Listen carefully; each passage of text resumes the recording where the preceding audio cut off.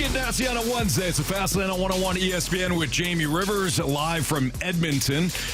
Andrew Marsh, Carey Davis, I'm Anthony Stalter. 203, your time check is brought to you by Clarkson Jewelers, an officially licensed Rolex jeweler.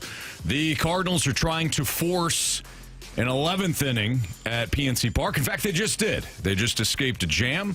Jojo Romero on the mound. It is still 0-0. A lot to unpack in that one. We'll talk to Brad Thompson as soon as the game is over. We also have head coach of your Battlehawks, Anthony Becht, joining us later in the show. But again, a lot to unpack for this game, gentlemen. One pretty egregious mistake that was just made in the Cardinals' top of the 10th when they had an opportunity to potentially score. And you had Pop Warner, the third base coach. I didn't see the TV feed of whether or not he sent Michael Ciani or Ciani blew through the sign. Either way, not a moment to take third base in that. It was a ground ball that got through to the outfield. Tommy Pham didn't even have the ball yet before Ciani got to third. Pham just got the ball as Ciani got to third base and threw an absolute rocket that nailed Ciani 4 or 5 feet before the plate. I mean, it was, again, an egregious mistake either by Pop Warner or by Ciani if he blew through the sign. I just watched it. Pop Warner was sending him before. An egregious mistake by Pop Warner. Yeah, he was sending him. It cost speed, him. Fellas. You guys don't know. No outs, by the way. There was no outs. It happens. So that's not good. But Cardinals came back in the bottom of the 10th, and they were able to escape the jam. So we'll keep you updated on that one. But we're going to start off the show today talking about something that a lot of people are talking on the Twitterverse. Eric Fedde. Eric Fedde, 88 pitches today at PNC Park. 0 runs, 4 walks, 2 strikeouts, 0 hits. He had a no-hitter through 6 innings at 88 pitches. He was removed from that game. Cardinals got it to the bullpen, and so far so good. It's not like that move alone cost him. But, Jamie, what do you think about Oli Marmol removing Eric Fedde just 88 pitches in? I hate it. I mean, I absolutely hate it. I mean, you guys shoving. He's only 88 pitches in. He's obviously feeling it today. And you go get him? Like, maybe if you had a lead, maybe it was like 3-0 or 4-0, you're like, okay, we got to put this thing away. But even then, like, what does that say to the players? Like, if I'm Eric Fedde, I'm pissed because as a player, you really think I can get this no-hitter. Mm-hmm. I can do this. This is my game to win or to lose, whatever. But you're going to give me the ball back and let me do my thing. I just don't like it. And I'm sure there's numbers and ball was probably being hit a little harder than it was in the 5th inning and whatever the case. I'm sure there's ample statistics that will back the move. But from a strict athlete and coach manager position, you let the athlete figure it out, man. I mean, I don't know. Carey, what do you think? I think that if this is June, maybe even late May, he probably lets him go. With it being so early in the season, you don't want to. I mean, you're looking at 88 pitches through 6 innings. He already had 4 walks. You're probably, if you get through that 7th inning and maybe to the 8th inning, you're well over 110, 105, 110 pitches, and you haven't gotten to the 9th inning yet. So I think it was more of a concern. Now, would I have liked to see him at least give him an opportunity to fail? Yeah, but I can sort of understand as a manager why you do that. Now, as a pitcher, you got to physically take the ball from me if I feel that way. Yeah. Right. If I'm because how many opportunities do you have to throw a no-hitter where you're performing that well? Again, 4 walks is not great, but you haven't allowed a hit yet. So, as a pitcher, if I'm Eric Fedde, I probably hold on to that ball with a death grip and say, hey, you're going to have to come back out here later, big fella, because I'm not leaving until I feel like leaving. Mm-hmm. But maybe there was a mutual agreement, and maybe they have a pitch count set in their minds of how many innings, how many pitches they want to get to, to start the season off. Yeah. So I understand both sides of it. So let's look at it from Oli's standpoint, okay? 88 pitches in. 88 pitches is, I don't think that's not necessarily the issue. It's only 3. It's only his 3rd start. He had 4 walks. Couple of guys got on base. Couple of guys that let off the inning got on base. It wasn't like the cleanest performance. I mean, you look at the 6 innings of work and no hits, and you think, man, this guy's dealing. It was a really good outing. Period. but there was enough evidence to say, okay, do I want to pull him after 6 and allow my reliever to start clean? Yeah. That, I think, is the decision.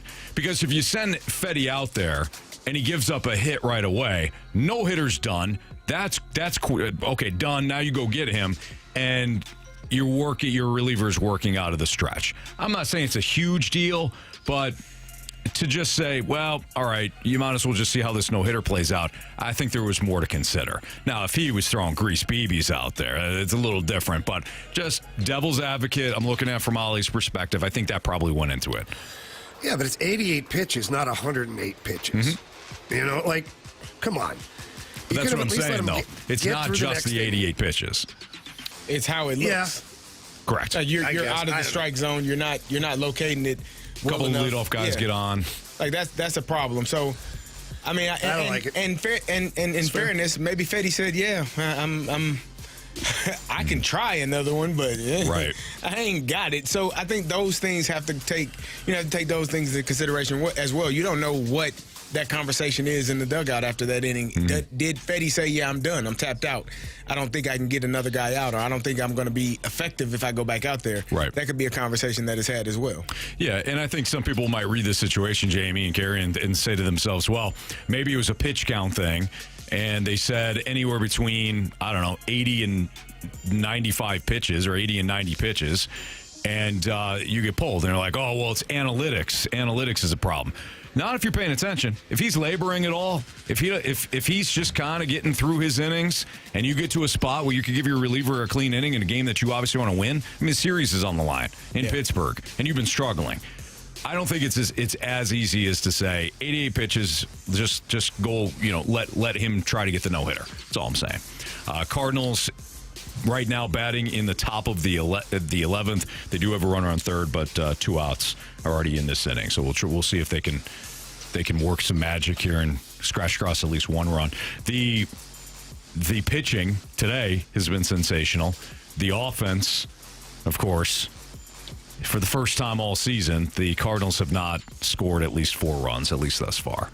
So they just need potentially one to win this thing and claim a series victory. We will have some thoughts on the Cardinals beating Paul Skeens last night, why the Cardinals have had maybe some success against one of the best pitchers in baseball, thoughts on Sonny Gray, and some other things from last night as well. Brad Thompson, as I mentioned before, will be joining us at some point following this game, so we'll have more on this outing specifically with Brad Thompson. It's a Fast Lane on 101 ESPN with Andrew Marsh, Jamie Rivers, and Carey Davis. I'm Anthony Stalter. The Blues are in Edmonton tonight.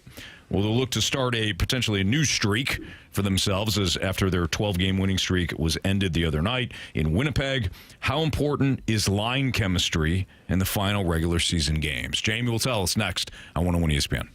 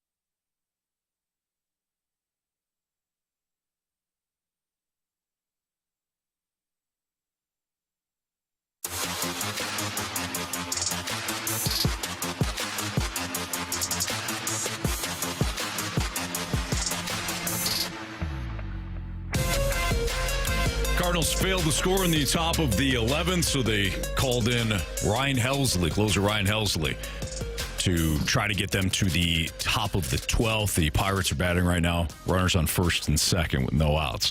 Blues play tonight. They take on the Edmonton Oilers. The Jets snap the Blues' 12-game winning streak, of course, on Monday night. A few adjustments, though, to the forward lines that are expected for Wednesday's game. Here's the projected lineup right now for the Blues tonight against the Oilers. The forwards, Buchnevich, Thomas, and Carey. Neighbors, Shen, and Snuggerud, Dalibor Dvorsky, or Matthew Joseph. Oscar Sundqvist, Zach Bolduc, that's the third line. The fourth line, Alexei Toropchenko, Radek Faksa, and Nathan Walker. Your defense, Cam Fowler and Leddy, Broberg, Falk, Suter, Tucker, and your goalie will be Jordan Binnington. First and foremost, Jamie, do you anticipate Dvorsky or Joseph on that third line? I anticipate Dvorsky playing tonight. I think that they called a young man up for a reason, and Monty's not of the belief of having a young guy up here and just letting him sit around, and he can help the team right now. The team has not been scoring goals here last couple of games, a game and a half per se, especially 5-on-5, and you need some help there, so call up the young man and let him go. Matthew Joseph, probably a game he'd like back in Winnipeg. A couple of bad bounces cost one of the bad bounces or bad play to end up in the back of the net. So it stinks when sometimes you're being, held to a standard under a microscope, or one play might take you out of the game. But it is what it is. When you're that kind of a player, you can't have those bad nights. So I look at it, and I think it'll be Dvorsky, Sundqvist, and Bolduc on that line. I think it'll be fun to watch. Jamie, is it easier for Dvorsky to play that wing, as a younger player, as a rookie, just getting his second opportunity? Is it easier to play that wing than it is to play that center position? Yeah, it's less responsibility. It's less ice to cover as well. I mean, let's go back to Robert Thomas's first year with the Blues. He played on the wing. He played with Tyler Bozak at center and Pat Maroon on the other wing. So I like it. It gets him in the game. He's got some speed to him, too, and Bolduc's got speed, as we know. I like the line. I think it's good. I think Oscar Sundqvist is the perfect guy for that line to help out defensively as well. So I think it's good. By the way, just an update from PNC Park. Lars Nootbaar just threw out a runner at home.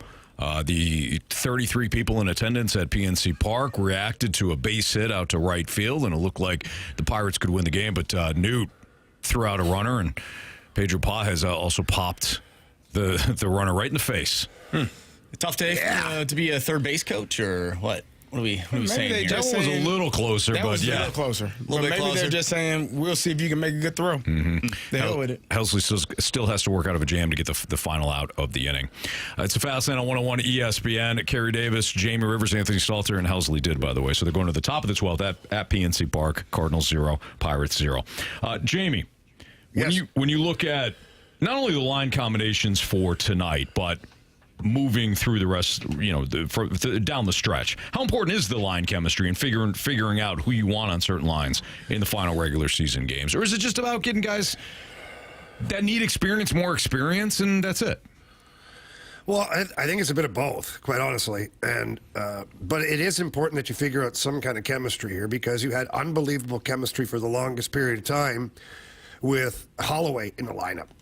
Now, Holloway's gone, and that's a big void offensively, but it also messes up the chemistry of the lines. It changes the dynamic of the Shen line for sure. So now if you're Jim Montgomery, between now and the end of the season and hopefully your first playoff game, you got to figure out kind of what works. Mm-hmm. And I think that's why he's kind of going back to Carey, Thomas, and Buchnevich to try and, just kind of bolster that top line a little bit.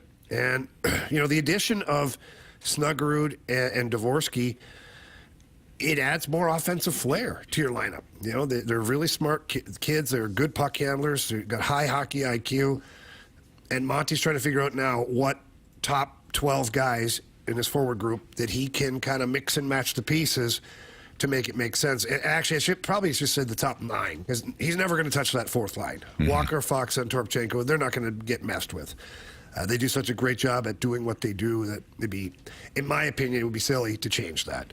But yeah, Monty's got to get some of these young guys as much experience as possible. At the same time, try and figure out what lineup he wants to roll out there if game one of the playoffs is coming up soon.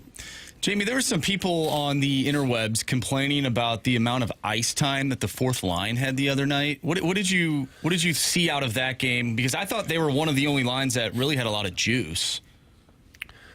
Yeah, they were the only line that had any sustained offensive zone time. In the first period, they were the only line to get into Winnipeg's end twice and keep the puck in there. And Radek Faksa, any other goalie, that's probably a goal, but Connor Hellebuck makes that double pad save and keeps the puck out of the net. Otherwise, that line would have had a goal in the first period. So, and you also have to set a standard, too. If like the other guys aren't going, you can't just keep rewarding players that aren't going. I don't read into it. I think that Monty played the cards he was dealt the other night, and he was trying to find a way to get a win or at least get a point. And it took until the third period for Winnipeg to finally go ahead with the second goal. I didn't hate it at all. If it happens every single game between now and the end of the season, and in the playoffs, all of a sudden they're playing more than your top guys, then that's a problem. What were your other thoughts from the game? Because we didn't have an opportunity to talk to you yesterday.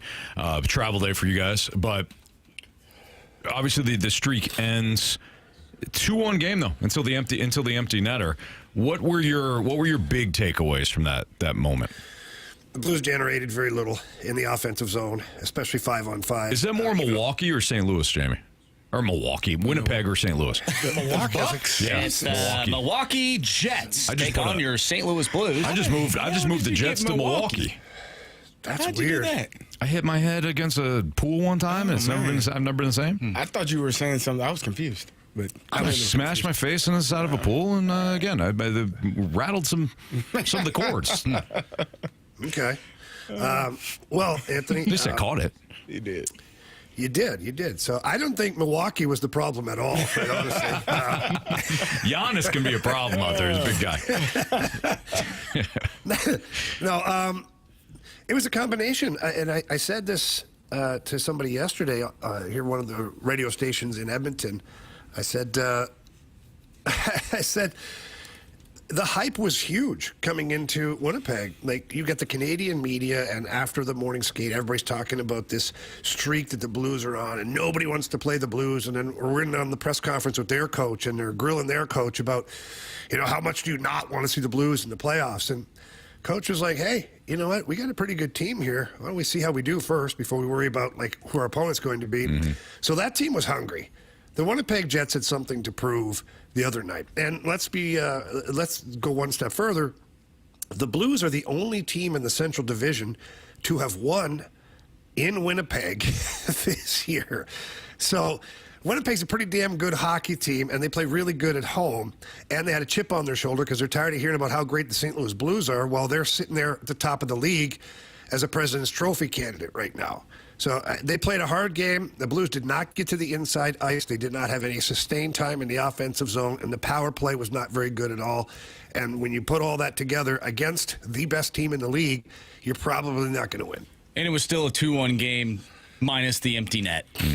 I think you can look at it, Jamie, the Blues didn't really look that great. They didn't have their legs. They've been playing emotional hockey.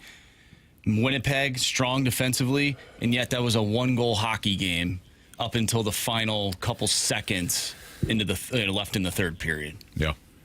I think there's a lot of good to take away from that game, even though it didn't maybe look like that. Now, Jamie, yesterday I mentioned that I felt like, the Blues did play well. They had some opportunities. I felt like Hofer allowed too many rebounds. Did you feel that way, or did you feel like he did the best job that he could do? Oh, I thought he was outstanding. I really did. I thought he was awesome. There might have been a couple rebounds, but Carey, go back and watch the game again. The first and second period in particular, the amount of pucks he swallows up, that there is no rebound.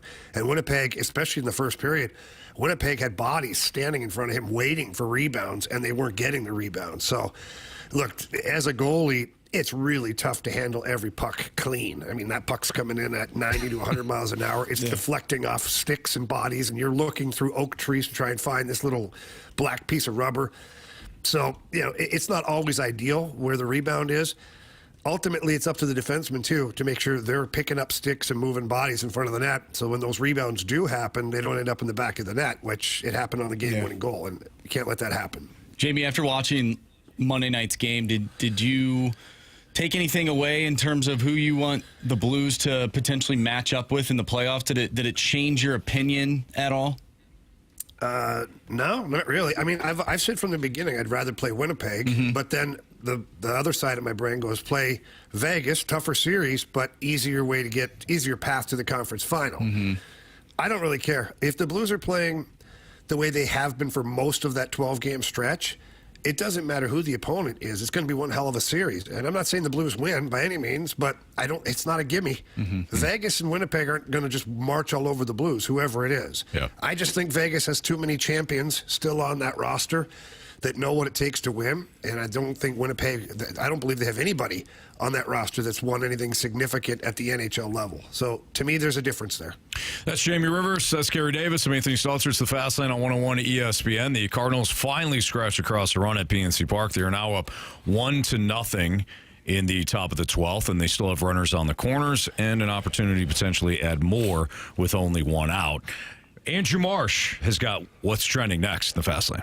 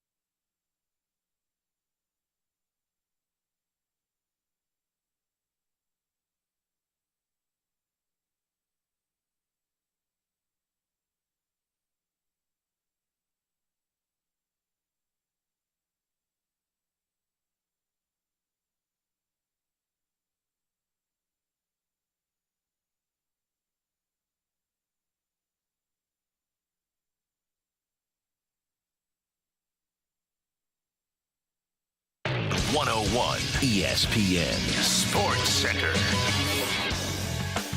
I'm Andrew Marsh. It's time for a Sports Center update driven by Johnny Londoff Chevrolet and Johnny Londoff Autoplex. The Cardinals have finally scored. It is now 1-0. They'll look to close out the series in Pittsburgh as they are in extra innings right now. After the game, we'll talk with Brad Thompson and get his thoughts on this series against the Pittsburgh Pirates.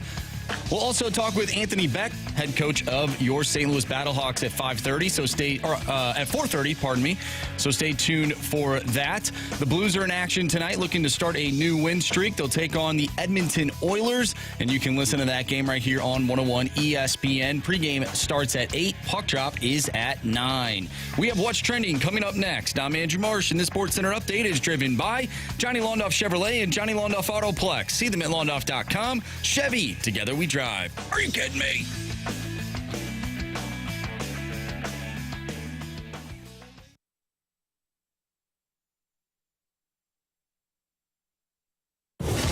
What are the hot topics in the sports world? What in the wide world of sports is going on here? It's time to find out with What's Trending? Brought to you by Elite Comfort Experts. Heating and cooling with no gimmicks, just guarantees. EliteComfortExperts.com.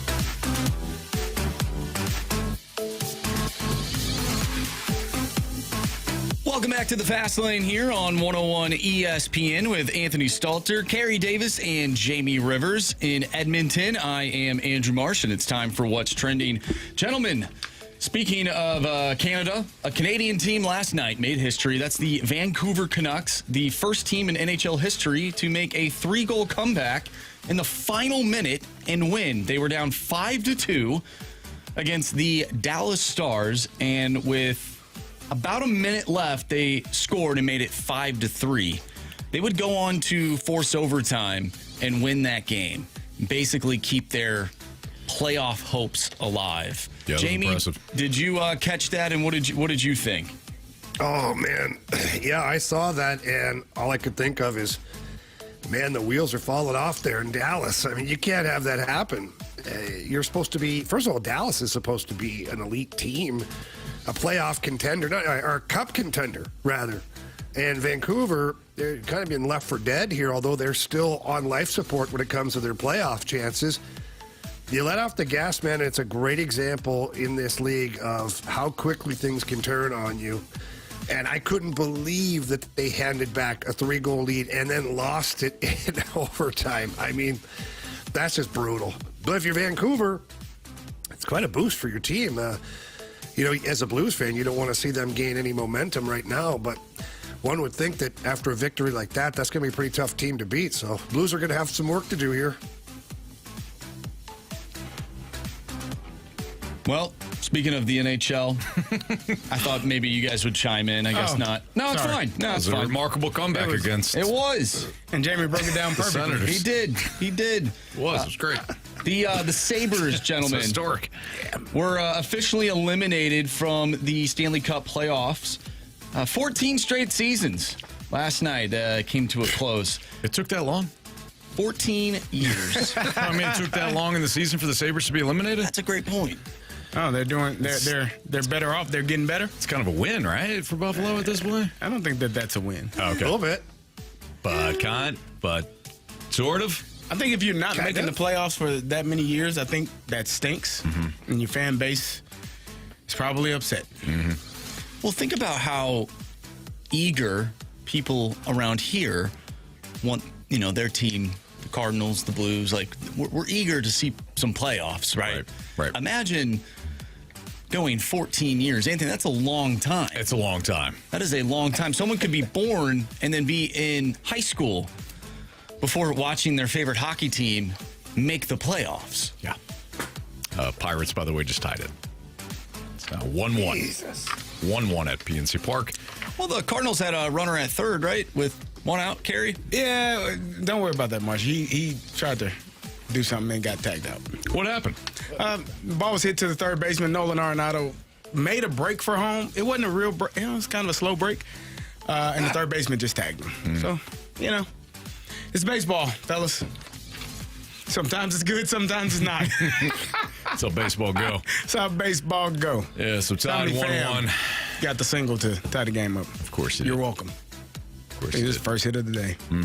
No hits last night for Tommy Pham. Not a one. I think this is some of the things that Cardinal fans have issues with when it comes to their manager, right? Like the fundamentals of the game, and I think we're seeing that take place today. I can tell you with 100% certainty, Oli didn't tell Nolan Arenado I to take understand that. his tail down the third baseline. I almost said something.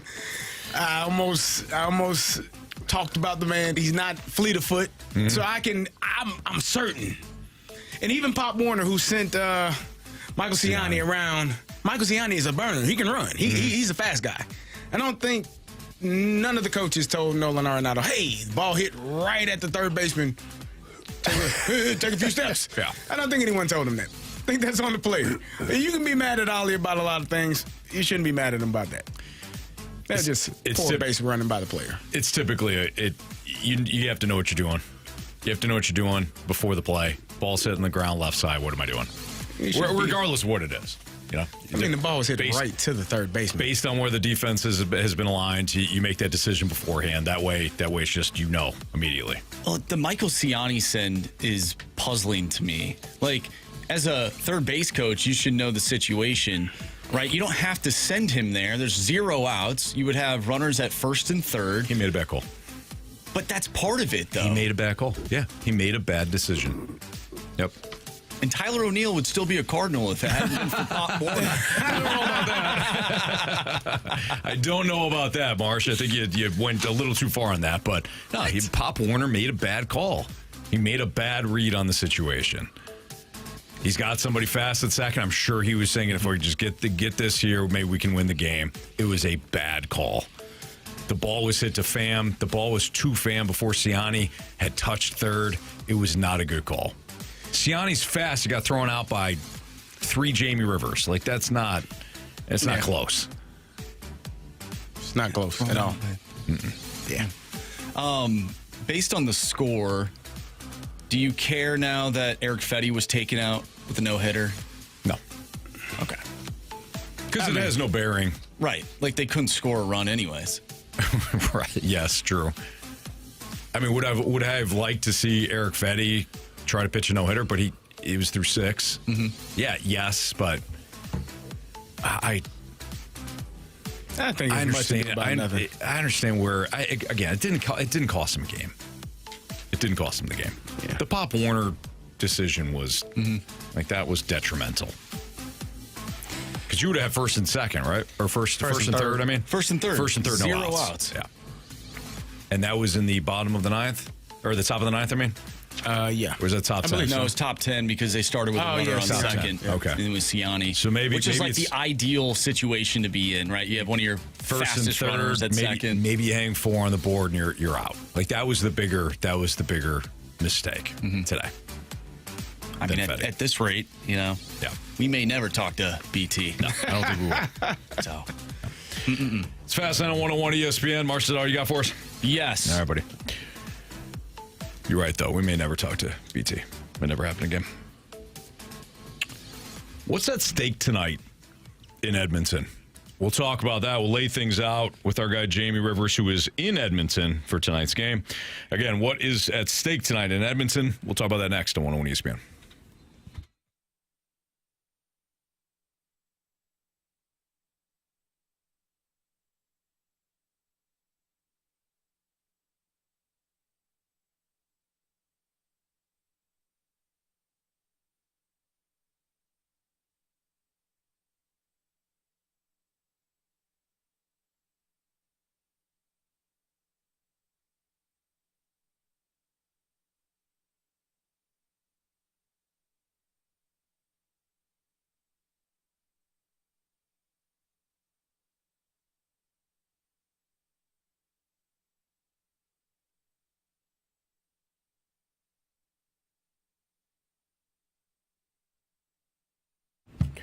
If you're thinking about a renovation for your kitchen, your bathroom, or even maybe one of those outdoor living spaces, the outdoor kitchen by the pool, all that fun stuff, give my friends over at E&B Granite a call.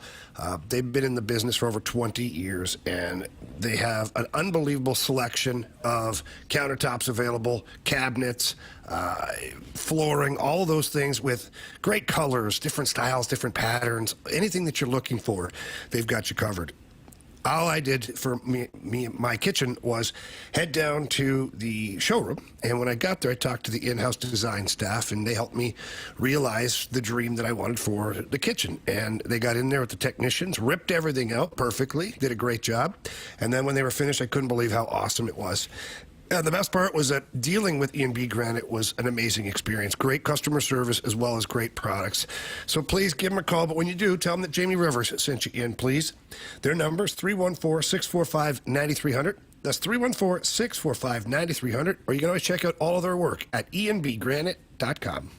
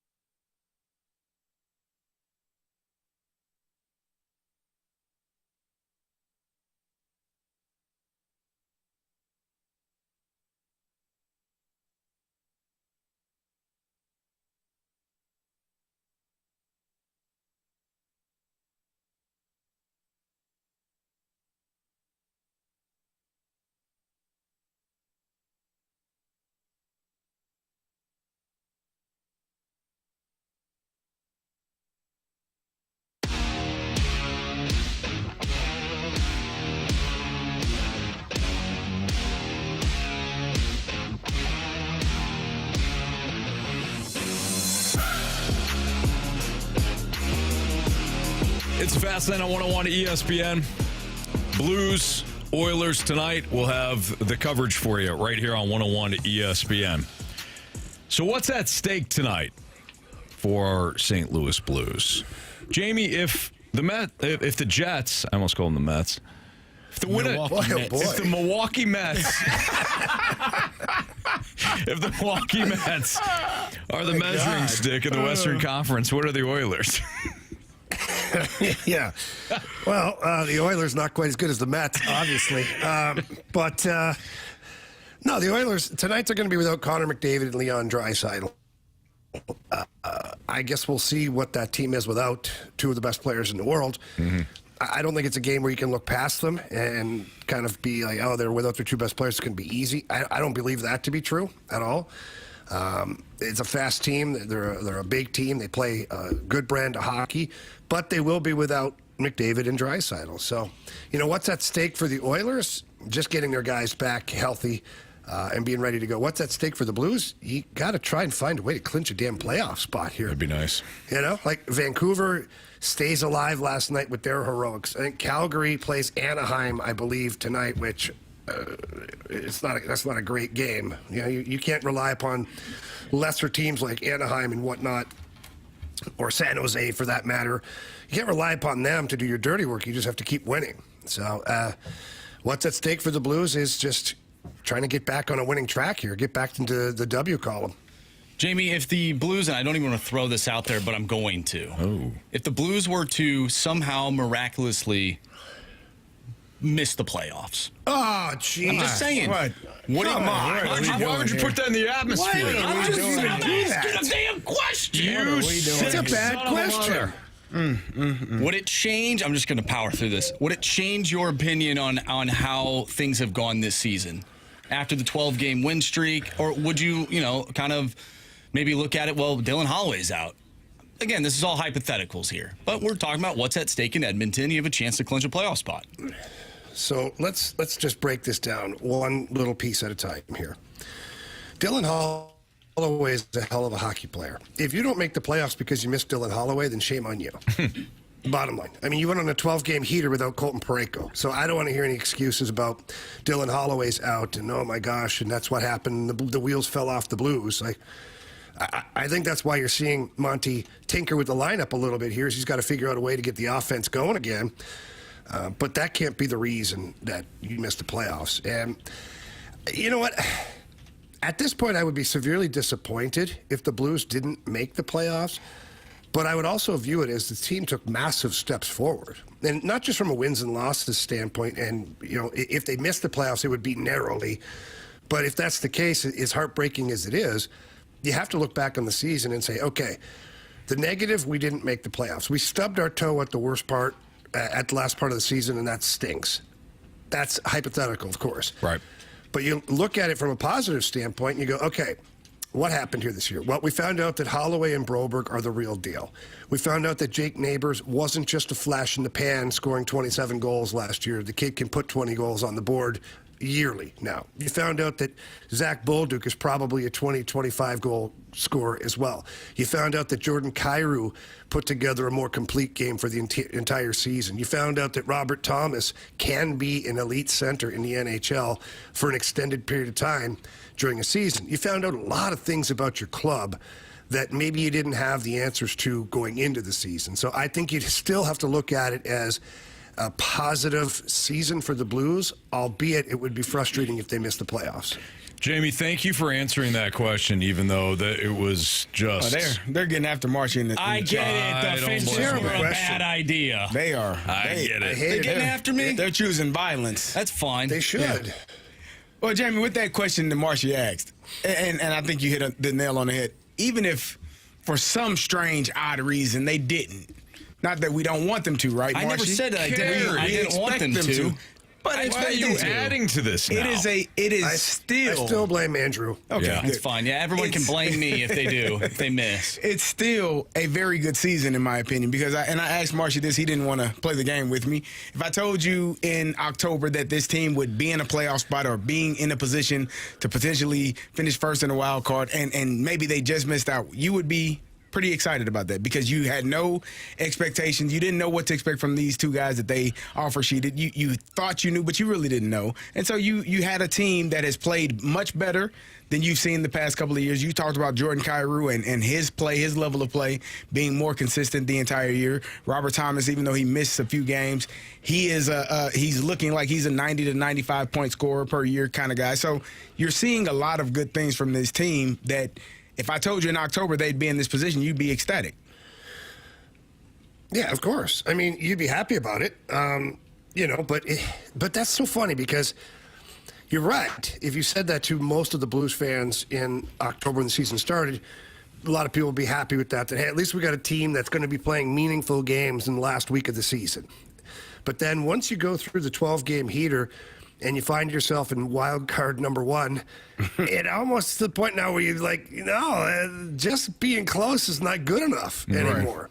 And I just hope that that's the way the players feel about it. I haven't heard one player, verbally patting themselves on the back for where they've gotten to. These guys are hungry. They want more. They want to be a team that beats the odds. They want to stick it where the sun don't shine on the Athletic and their predictions. Like all of these things can be true. So, yes, in hindsight, you go back and look and you're like, okay, it would have been great. But now that you're in the moment, you're like, I feel like it's playoffs or bust for this team. Man, I'm getting crushed right now. I told you should be. I told you, you would kind of floated that on the pre-show meeting. And what did I say to you? Don't do it. Don't do it. Yeah, I did it. And they are. What do you want me to do? They are choosing violence. I get crushed for asking the question, but everyone who's been having conversations like this team is already in, don't get crushed. That in itself is a jinx, is it not? Marsh, the only people having conversations like that are you and your friends, which is why you brought it to these airwaves. I haven't even had that conversation with my friends. Oh, Marsh. I'm asking a question. Check his text messages. Prove it. Prove it. No, but seriously, it is a question that I wanted to know the answer to from Jamie. Okay, well. Because I'm sure there are people out there, if this is all hypotheticals, right? If they were to, MISS, You spelled Mississippi? I'm spelling it. I'm not saying it, right? If they were, right? I want to know, what people would think about it. Would it change your whole perspective of how the season played out? It's just a brain teaser, Anthony. But we could have had that conversation, at a later date. In private, maybe. Maybe not on the private. Behind the closed doors in the comfort of the non-listening public. Oof, you just dropped it right on their doorstep. It's tough luck. Do you want to make amends, or? I don't think he cares. I don't think so either. Well, you know what? I will make amends here. I said about, 5 weeks ago that this team, when Mike Ryder came into our office, it was after the Blues played the Seattle Kraken, and they whooped their butt, right? And Ryder's like, oh, you think the Blues are going to make the playoffs? I said, not only are they going to make the playoffs, they're going to win the Stanley Cup. And guess what? They've been playing incredible hockey ever since I said that, Anthony. So now I bring up, just a hypothetical? Mm-hmm. No, I don't want to hear it. I didn't put the damn conductor hat on. No, that was PK. I didn't do that. I asked a question. Now you're really doubling down. See what you did there? Is PK still here? Is he still in the building? Because if so, he's now bleeding. And you know what? Sharon and Clayton brings up a great point. Jobu is way more powerful than Marshy. That is absolutely correct. Well, we're going to test that theory. Well, we hope. By the way, the Cardinals and Pirates are still 1-1. Can we talk about baseball shortly? Sure. Because you tell me often that baseball is ruined because of the Dodgers, and this is why baseball is ruined. No, not the sport of baseball. The damn game is ruined because they don't. It's a terrible game. I just watched Andrew Roycroft threw 15 balls, and it's a 2-0 count, and Andrew McCutcheon is swinging. I get it. But this is not 2012, Andrew McCutcheon, right? This is correct. No, this is 2025. Yeah. Well, what are we doing? The Canario is the first batter. Now he ended up walking, but why not bunt the runner over to third with no outs?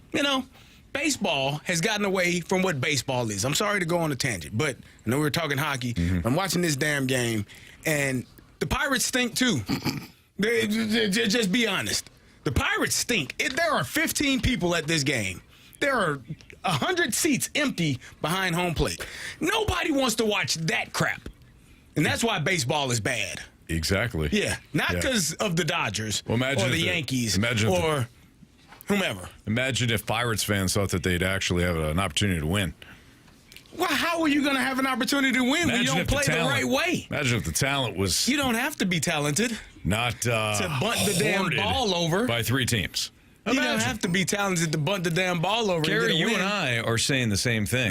You just haven't come around to see it yet. Nah, it's not a talent issue. That's not a talent issue. That's a want-to issue. That play might not be. Yeah, but this whole damn bottom of the 13th. As the great Carey Davis said before, this Pirates team stinks. They do stink. And the Cardinals are in a slugfest or walk fest, whatever you want to call it. It's a defensive struggle. It's called it's a defensive struggle, all right. It's a crap fest. Can I read you guys a text message from Jamie's Vacation Speedo? And we just got another one from the 314.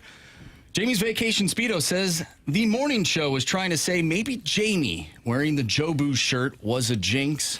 Ooh. The 314 says, Jamie wearing the Jobu t-shirt was worse than Marshy's question. Oh.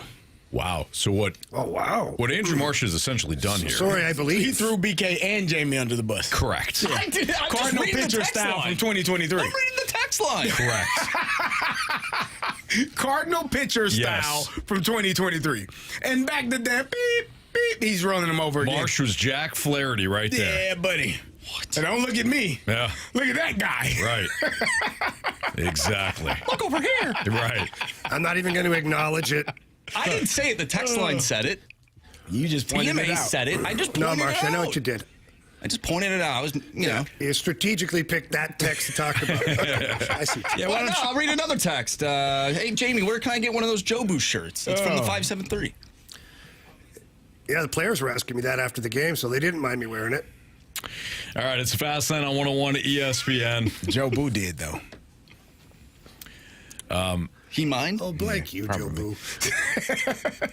Cardinals 1-1 right now with the Pirates. He's going to walk in the winning I run. imagine this game will be over by the time we get back from break, so we'll break this down. Likely a loss. We'll talk about it next on 101 ESPN.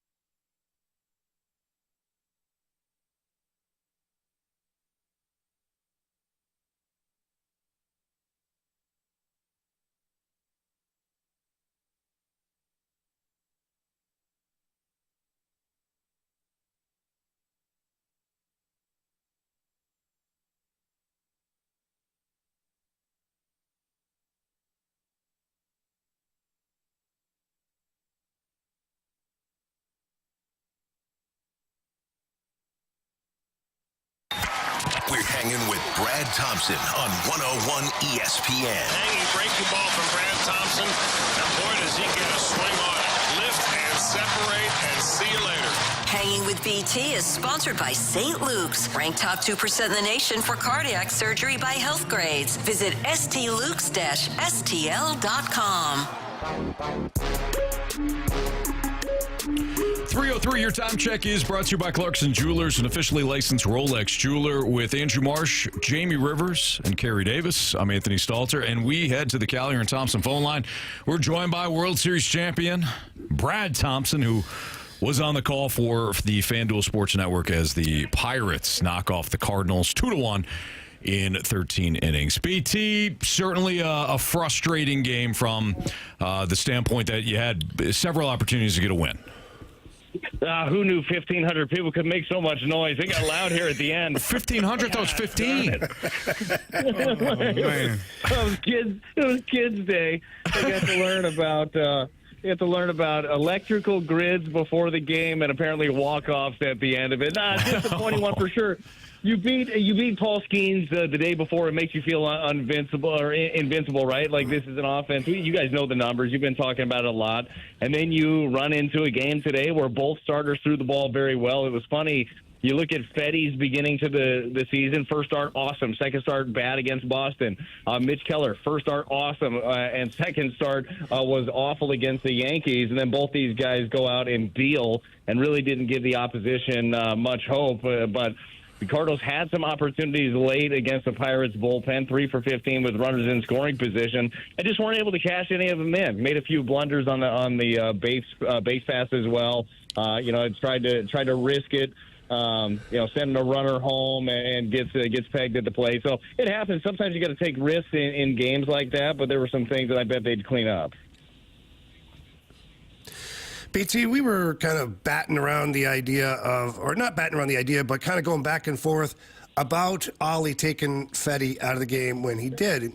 88 pitches. He's got a no-hit going. I mean, what do you think? You're a former pitcher. I mean, I'd like to get your thoughts on that whole process.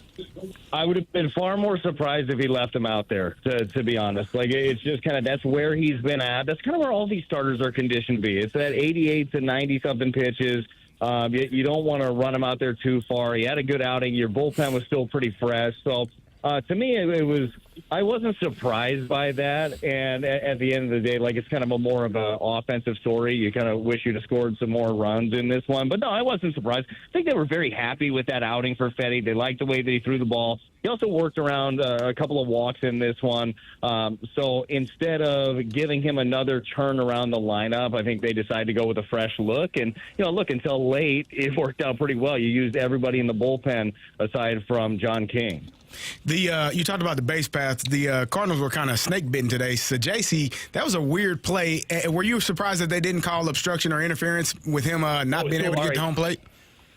So a really weird play, and I'll be interested to talk to Oli either down in his office after the game or on the plane on the way back, because with the play itself, with the ball in the air, JC, you can't run into somebody that's trying to catch the ball, right? You can't do that. But because you would be out, that would be interference on the runner.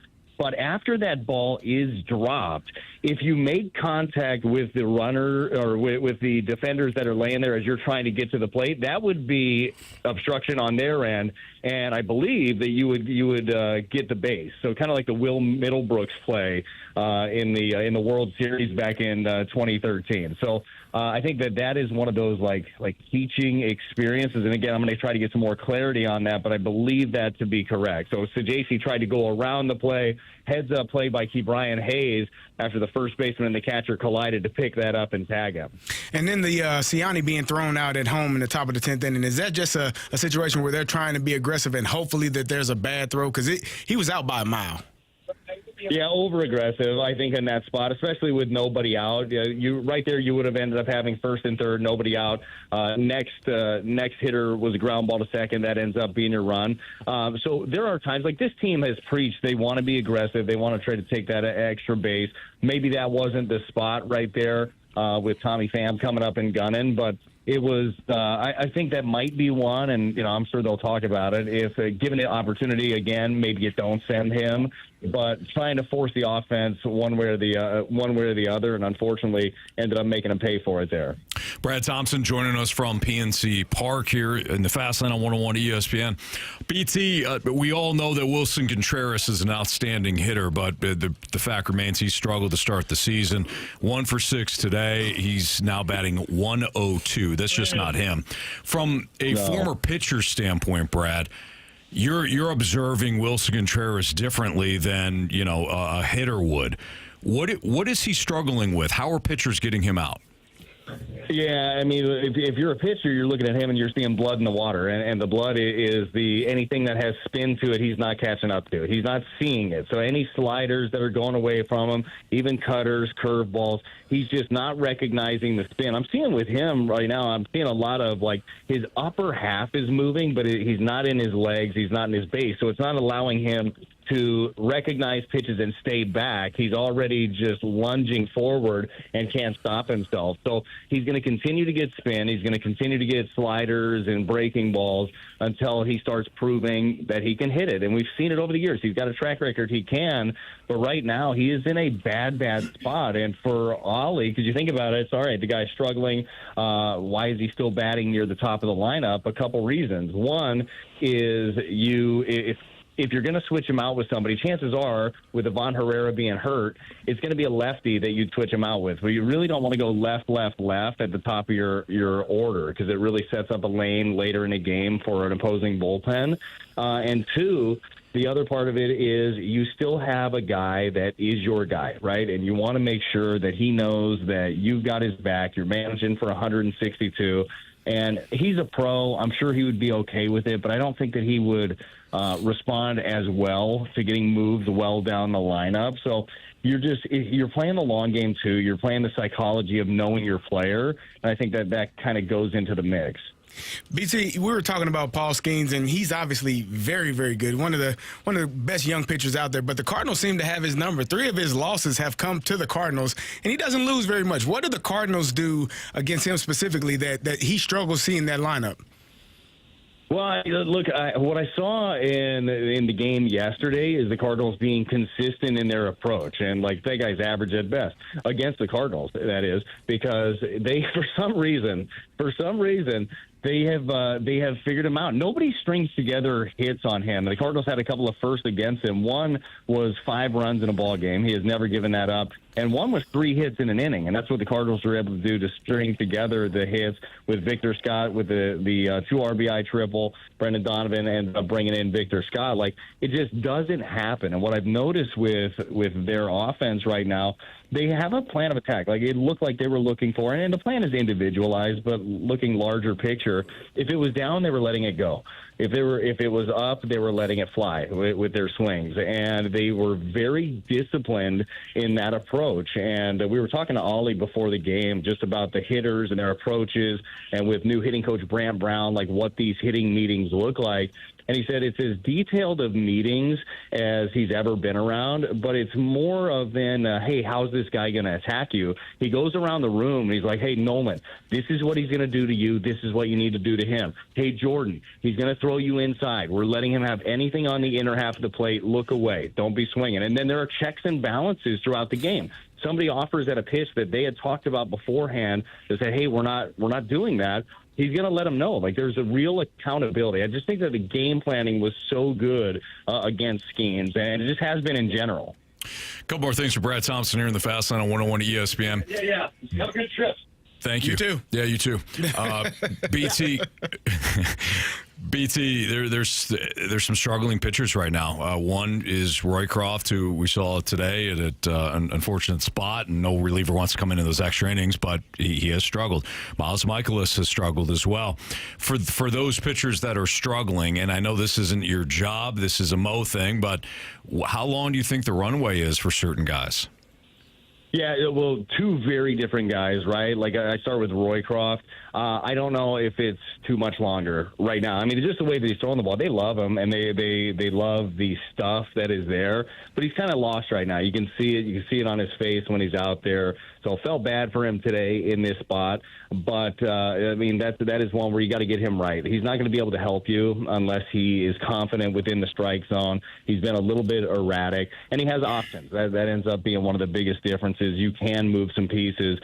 They have a couple of guys. Riley O'Brien is in the bullpen at AAA. Rodrigo Munoz is a guy that is there as well. So different guys that they could flex in to the bullpen if they wanted to. I think the Michaelis situation is really interesting. I mean, it was a really bad outing last time out. As you know, we've talked about Michaelis over the years. When it's good, it's good. When it's bad, it's really bad. And that was one of those really bad ones for him. I don't think that they are totally like nailed to the idea of, well, he's got to start every single game and he's going to be there and he just eats innings for us. They've got other guys. They've got McGreevy. They've got Matthews. They've got Matz, who is throwing the ball well. I don't know what the runway looks like, to be totally honest with you, but I don't think they will let it to continue to look bad for a long time. I think that it's kind of touch and go. You'll see how each outing goes for him and then adjust accordingly. BT, we know you got to head out, so we appreciate your time, especially after unfortunate extra innings loss for the Cardinals as they drop the series as well in the 2-1 loss in 13. We'll talk to you again next week, my friend. All right, sounds good, fellas. Take care, and I will see you soon. All right, sounds good. Thanks, brother. That's our guy, Brad Thompson, here in the Fast Lane on 101 ESPN. A lot of good thoughts there. By the way, Gator from the Snake Pit goes, geez, guys, at least let Brad go to the bathroom before having him on. He tells us. He told us he was ready. Game ended, he said ready to go. BT says he's ready to go. Yeah. We get him on, period. Exactly. Why don't we stick with the Cardinals? Let's talk a little bit about what Brad said about not only this game, but kind of looking forward to some of the big picture questions. Next on 101 ESPN.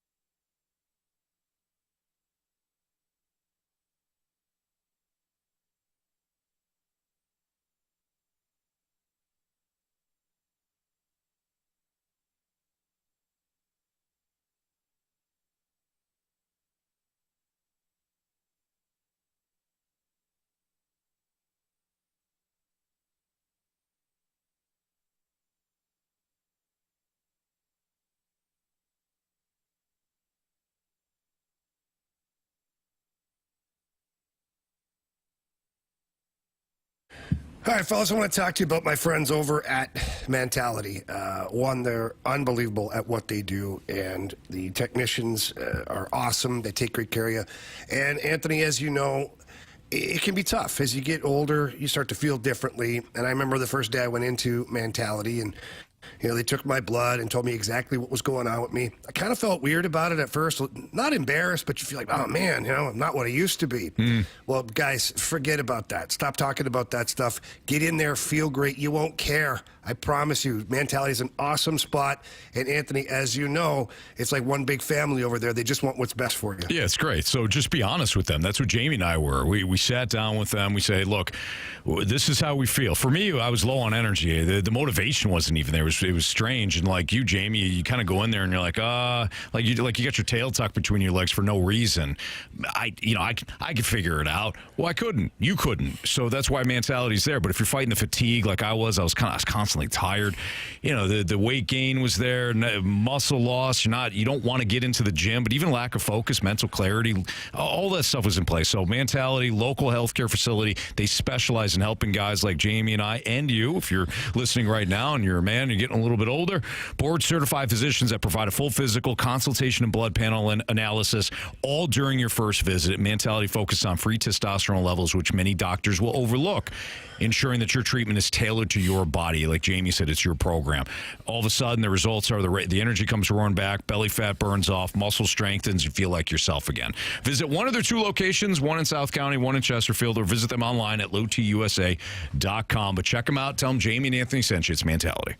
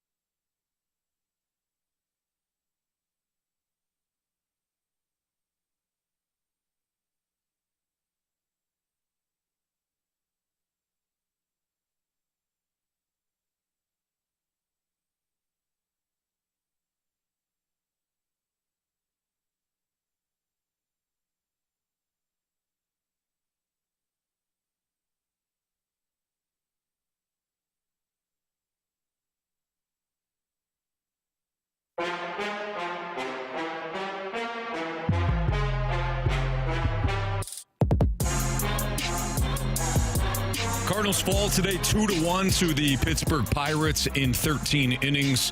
Many chances, many opportunities for them to score a run or break an inning open, including in the extras, and they just couldn't do it. It's Fast Lane on 101 at ESPN. Pitching they got to Jamie, but the hitting wasn't there, and the offense has been great. They're the only team coming into today. I had a stat on this. Hang tight real quick. The Cardinals offense entering today was the only one in baseball to score at least 4 runs in every game. They had scored 4 more runs in 11 straight games, one shy of the NL record for consecutive games to start a season. Obviously, they didn't get it done today. So it's hard to, while today was frustrating, it's hard to pinpoint the issues that the Cardinals are having right now on the offense. The offense came through last night against Paul Skeens, couldn't figure out Mitch Keller, and they didn't back Eric Fedde, who went 6 innings, 4 walks, 2 Ks, and had no hits when he was pulled. The bullpen had done its job up until Roycroft came in, and Chris Roycroft has just struggled. You heard Brad Thompson talk about how the Cardinals like his stuff, but to use Brad's words, he looks lost right now. And I would imagine, Jamie, that if they are going to make a move, the first to solve this pitching, it will be to send Chris Roycroft down. Yeah, I think that's their first move, but quite honestly, there's got to be more moves coming because you just said the offense, 4 runs a game, the only team in Major League Baseball to do that, and here they are sitting at 5-7 right now. So right. Yeah, Roycroft can't be the sacrificial lamb as the only guy. He's the only one that stinks right now. No. We figured out the problem, boys. He's out of here. Don't you worry. It's a guy who pitches an inning and a half for us. Right. Let's get rid of this guy. He's one of many pitching issues. That's where I'm at with it, you know. And today was an odd day for the offense for the Cardinals. Certainly they'd like to put some runs behind a great performance by Eric Fedde, but the problem is the pitching just hasn't been consistent enough. Like, think about that. You're scoring 4 runs a game, and you're losing. You're under 500 right now. 2 games below 500, and you're scoring 4 runs a game. Right. That tells you all you need to know. It tells you exactly where your problems are, and Roycroft is not the only problem they have. No, certainly. We got a text from the 314. We can't drop 2 sacrifices down to get a run in. Play winning baseball. My God. So I saw this text a lot. during the game. The rule of thumb has become, when you have the ghost runner on, if you're the away team, you don't bunt the runner over. Correct. If you're the home team and the game is tied, You do it. Then you do it because you're one out and you just need to get that runner in. But Right. you essentially give the home team an idea of what they need if you only score one run. So the goal is to Right. score multiple runs in that top half of the inning. It's not to just get the runner over and get him home because, I mean, the home team can do the exact same thing. I understand. Is scoring 0 runs better? Well, no, but you're also not guaranteed to get a run by giving up an out and bunting a guy. But if you're not scoring runs at all throughout an entire 9-inning game, like maybe you should drop a bunt down. Maybe I don't you hate it, should, Murphy. like cause clearly your offense isn't doing anything. So figure out a way to get that run in. Let me play the devil again, okay? Yes. By You that, enjoy playing the devil. I do. By that logic, I don't then, even know if he's playing. You're right. by that logic, then Oli's decision to remove Eric Fedde at 88 pitches also makes sense. He's out there. He's laboring a couple of times. He's walking guys. He's letting guys on. Clean inning for my relievers. I'm going to take him out. So if we want to do that, if we want to say, hey, you're watching this in front of you, I don't care what the numbers say. Go do what's best for what you're seeing. Then we also have to apply that to the pitching. Okay. That's all I'm saying. And Okay. again, I think you can critique. And? Well, wow. What I'm saying is neither of you wanted to apply that logic earlier to the pitching, but now all of a sudden you want to do it with the offense. That's my point. Don't put words in my mouth, Anthony. In fact, don't I'll put whatever I want in your mouth, Jamie. No, you won't. I promise you that. But like, does applying certain things to other parts of the game, can you do that based on where you're at in the game? Because like that's a You sixth. should always do that as a part of the game. But that's a sixth inning. That's a sixth inning move, right? But Like it's 0-0. that's fine. But you went 9, 10 innings or whatever without scoring a run. Your offense could not score a run. Well, they also stunk on the base paths. Right. Like they also. I mean, Pop Warner's even fault. Sajaci, even that play that I was talking to BT about, when you watch it, he kind of hesitated for a 100%. second. Where if he just sprints, like once they fall, if he sprints instead of watching the play, Yeah. and all it takes is a half a second, he probably scores there and doesn't get tagged out. So and those are player mistakes. Those are things that are going to be corrected. Obviously, Nolan Arenado getting tagged out on third. On that ground ball, that's a player mistake. He has to react faster and quicker. And as I was going to call you Tony, as Tony said, be aware of what's going to happen before it happens. You talk about what happens if the ball's hit here. How many outs are there? What are we doing? You have to be aware of all of those things. Thank you. Prior to that play happening. And those are coaching things, but then the player has to execute that. That's fundamentals, too. Like, if we Correct. want to talk about fundamentals, Carey, you're absolutely right. If fundamentally know what the situation is. Correct. Balls on the ground, left side, where am I going? Balls on the ground, right side, am I taking off? Yes. Obviously, if it's a line drive, you're freezing. If it's in the air, you're going back to the base. But if that ball's on the ground, if it goes to the pitcher, what am I doing? If it's going to short or third, what am I doing? You have to think through these. That's fundamental baseball, too. The thing that frustrated me about watching that game is I said the Pirates stink, and the Cardinals were on par with them in that 100%. moment. And Yeah. that's why I said that. Oh, you see these. The Pirates stink. Even the play where their runner got thrown out by Lars Newbar. I don't know if the ball was hit on the ground. It looked like it was hit on the ground, but the guy at second base went back to second base before he took off to go home. That's why he was thrown out. The Pirates running the bases was terrible as well, just as the Cardinals is, and it's mind blowing. It's to watch professional athletes not know what to do situationally. Yeah. Like I wasn't a superior athlete, right? So I hell had you to. weren't. You're a Super Bowl champion. Listen, I was much I better probably than push back on that. I was much better than most people, but in comparison to some of the guys that I played with, no way, no how. So I had to think through the game. Like, you have to be able to think mentally. You have to be able to know what the hell is going on. And at times, when I'm watching the Cardinals or watching the Pirates, watching that game in general made my eyes hurt. Like, it made my eyes want to bleed and take them out and sit them down to the side and just finish the show without eyeballs. That's a little rough, man. That's what I wanted don't know to if do. we I wanted, want that. I wanted to take them out, just sit them here on the computer. I don't give 'em a hate little Till rest. 6 p.m., give them a rest, not even have to have them after watching that display. That's how bad the base running was. Roy Croft couldn't find the zone. Like, it's It's just bad, man. It's heartbreaking. It's not winning baseball. No. They're not playing winning baseball. No. You know, I know you mentioned earlier, like, oh, that was a bad mistake by Pop Warner to send him. That's part of it, though. I agree. That's part of it. Like, that's why you're not winning these games. It's little things like that add up, and it's not just the players. It's part of the coaching staff, too.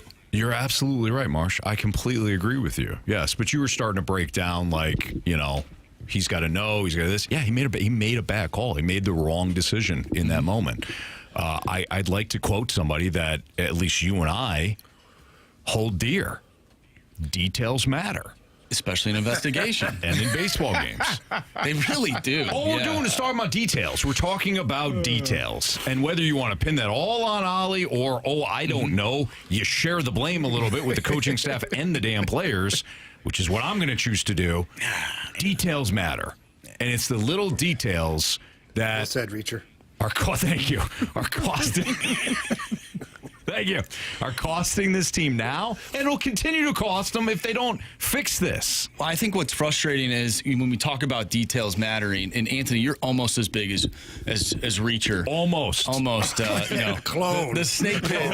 They've been hyping up your traps, of course. Sure. But you know, the Blues, like ever since Jim Montgomery got here, he's been harping on the details, Yes. the details. We're watching a team right now win 12 games in a Big row, Reacher fan. even though they're not the best, constructed team on paper. They're beating teams because they're playing detailed hockey. Like a drum. Like a drum, Anthony. And this team that we're watching that are making Carey want to take his eyeballs out and put them on the table, they're not doing that. You're and absolutely that's what's so frustrating. We got a text from the 501 says, you could just close your eyes or maybe wear an eye mask. There are multiple options. Carey was trying to prove a point. This is how I wanna bad it see- is. I want to see Carey with double pirate eye patches on. For no reason. Like, you could get a full mask, but he chose the two I pirate might masks. do that. Yeah. This next time the we like Cardinals the are playing look. poorly. Instead of the red glasses, I'm going to double We all eye should. patches. That would be funny. We all should. Like, we're not watching this anymore. Nope. We'd like to tell you what's going on, but we We can't have see no it. idea. All right, we're going to do Prove Me Wrong next. We'll take a break from the Cardinals. If you have a Prove Me Wrong statement, so this is where you can send anything to the Air Comfort Service text line at 314-399-9646. This is something that you want us to have to prove wrong to our judge, Andrew Marsh. You can do so now, and we'll play it next on 101 ESPN.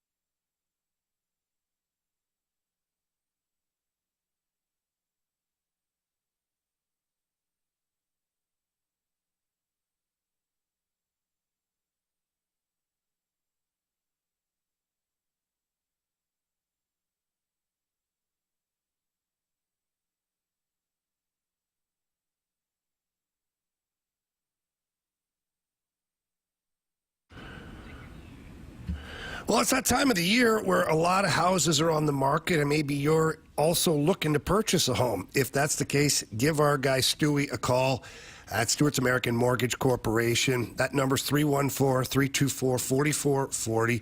And right now, interest rates are they're lowering a little bit, so maybe it's the perfect time for you. And let's not forget that you can also use the bagel loan. That means there's no underwriting fees, no appraisal fees, no lender fees, no closing costs. And Anthony, that's purchasing a home is just one of the things that Stewie helps people with. Yeah, debt consolidation is another. Maybe you're a client of his and he's watching the market for you, so he gives you a call to say, hey, now's your a great time to refi. The bottom line is that number that Jamie threw out there earlier, 314-324-4440, is the same exact one that Jamie called when he was looking at a home. It's the same number that I used earlier this week when I called Stewie on multiple occasions to get his thoughts on things. So we're not talking about a person that's only available to a certain select few. He hands out his personal cell phone number so that you call him as well. So if you've got a question and you want to become his client, or you're looking at a dream home, you don't know how you're going to pay for it, or even if you qualify, just pick up the phone and dial 314-324-4440 or Google the Bagel Loan. NMLS number 226715.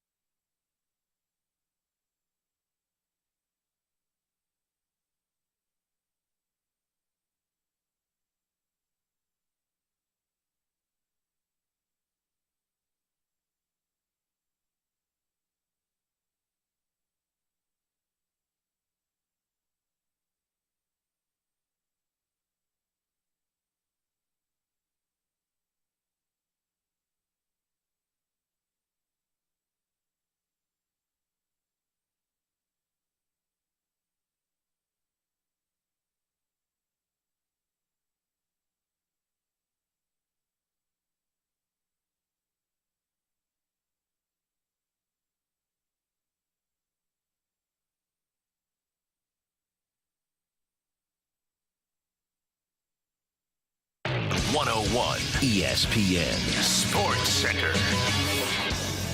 I'm Andrew Marsh. It's time for a Sports Center update brought to you by Saliga Heating and Cooling. After the Cardinals beat Paul Skeens and the Pittsburgh Pirates last night, they fall to the Pirates today in 13 innings. Final score 2-1.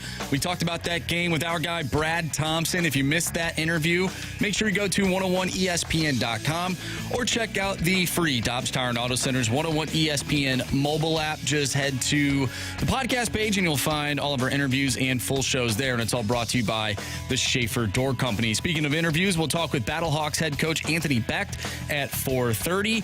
Also tonight, we'll have the Blues and Oilers for you right here on 101 ESPN. Pregame starts at 8. Puck drop is at 9.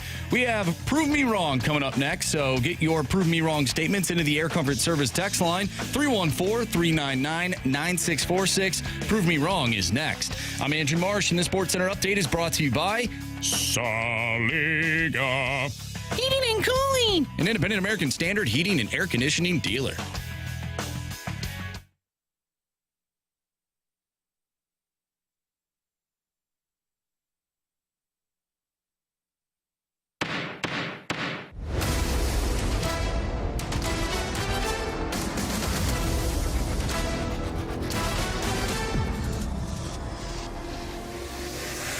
Prove me wrong, kids.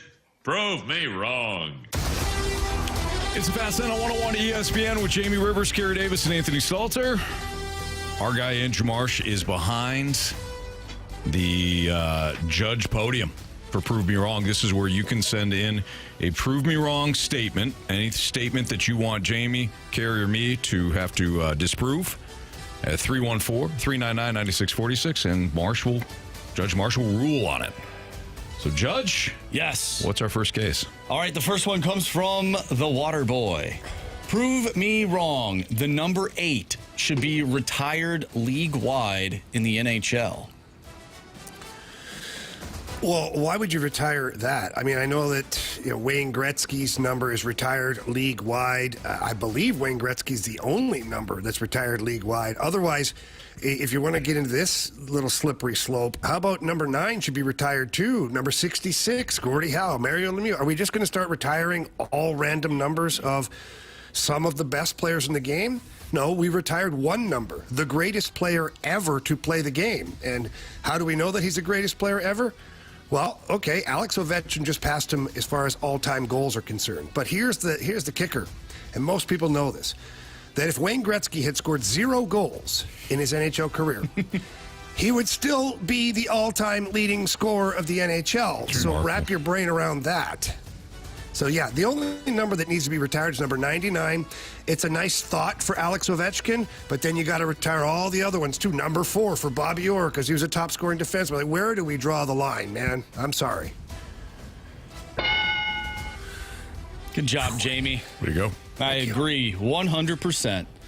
From the 907, this is the most unimpressive, unexciting NFL draft coming out.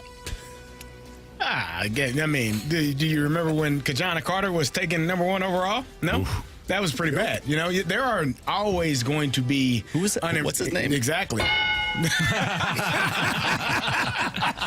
From Penn State. That's awesome. You can continue, though. I was just going to say, the fact that every year we have this conversation, I think it's usually unimpressive to people when they don't feel like the quarterbacks are going to be either the top picks taken. But I think Travis Hunter is one of a generational type of athlete. You haven't seen a guy that has the ability to play as many plays as he played offensively and defensively and be a top-tier athlete as he has, top-tier player. Deion did it. You've had a couple of other players that have done it, but not nearly at the level that Travis Hunter has done it. And I think Shedeur Sanders and Cam Ward are going to be really good quarterbacks in the league once they get their opportunity. So this is not unimpressive. It's just, it just is what it is right now. People feel that way because of the quarterback situation. They're not a Peyton Manning or, one of those elite quarterbacks, Andrew Luck, that the people think are a generational talent. Yeah, I think all NFL drafts are pretty, in terms of like excitement, it really all comes down to where the quarterbacks are going to be selected and which quarterbacks are going to be are available. So this year only having the 2, Shedeur Sanders and Cam Ward, maybe it's lacking somewhat, but you look at some of these other drafts, I mean, they've been brutal at times. Mm-hmm. There's one quarterback maybe selected in the first round, like the draft that EJ Manuel went. Remember that one? Oh, yeah. I mean, was that the one with Locker as well? Jake Locker I don't even know it was that Christian one. Ponder? Oh, jeez. Like, that was Christian Ponder, Jake Locker. I got to look this up. I think EJ Manuel was in that. Ponder. Sam Ponder, that's a different story. Yeah. So that's a first rounder. The 2013 one, for those St. Louis Rams fans out there, it was the Tavon Austin draft. This is a great pick. The first quarterback selected was E.J. Manuel, 16th overall to the Bills. Yeah. So a lack of intrigue. Yes. Not great. No. Yeah. Is that Charlie's son? No. Nope. I don't think they're related Not even at all. close. Gotcha. All right, this next one comes from Grant Francis Fan Club. Prove me wrong. A majority of the Cardinals' problems can be traced back to the decision to sign Wilson Contreras rather than trading for a catcher from Toronto or Oakland. I don't think you can just isolate that and say that's the biggest problem. It certainly it hasn't been good, but the ramifications of signing Wilson Contreras pale in comparison to trading Marcell Ozuna getting only 2 seasons out of him, not re-signing him, and as we know now, parting with 2 top-end pitchers. That, to me, you could trace the Cardinals' problems back to that.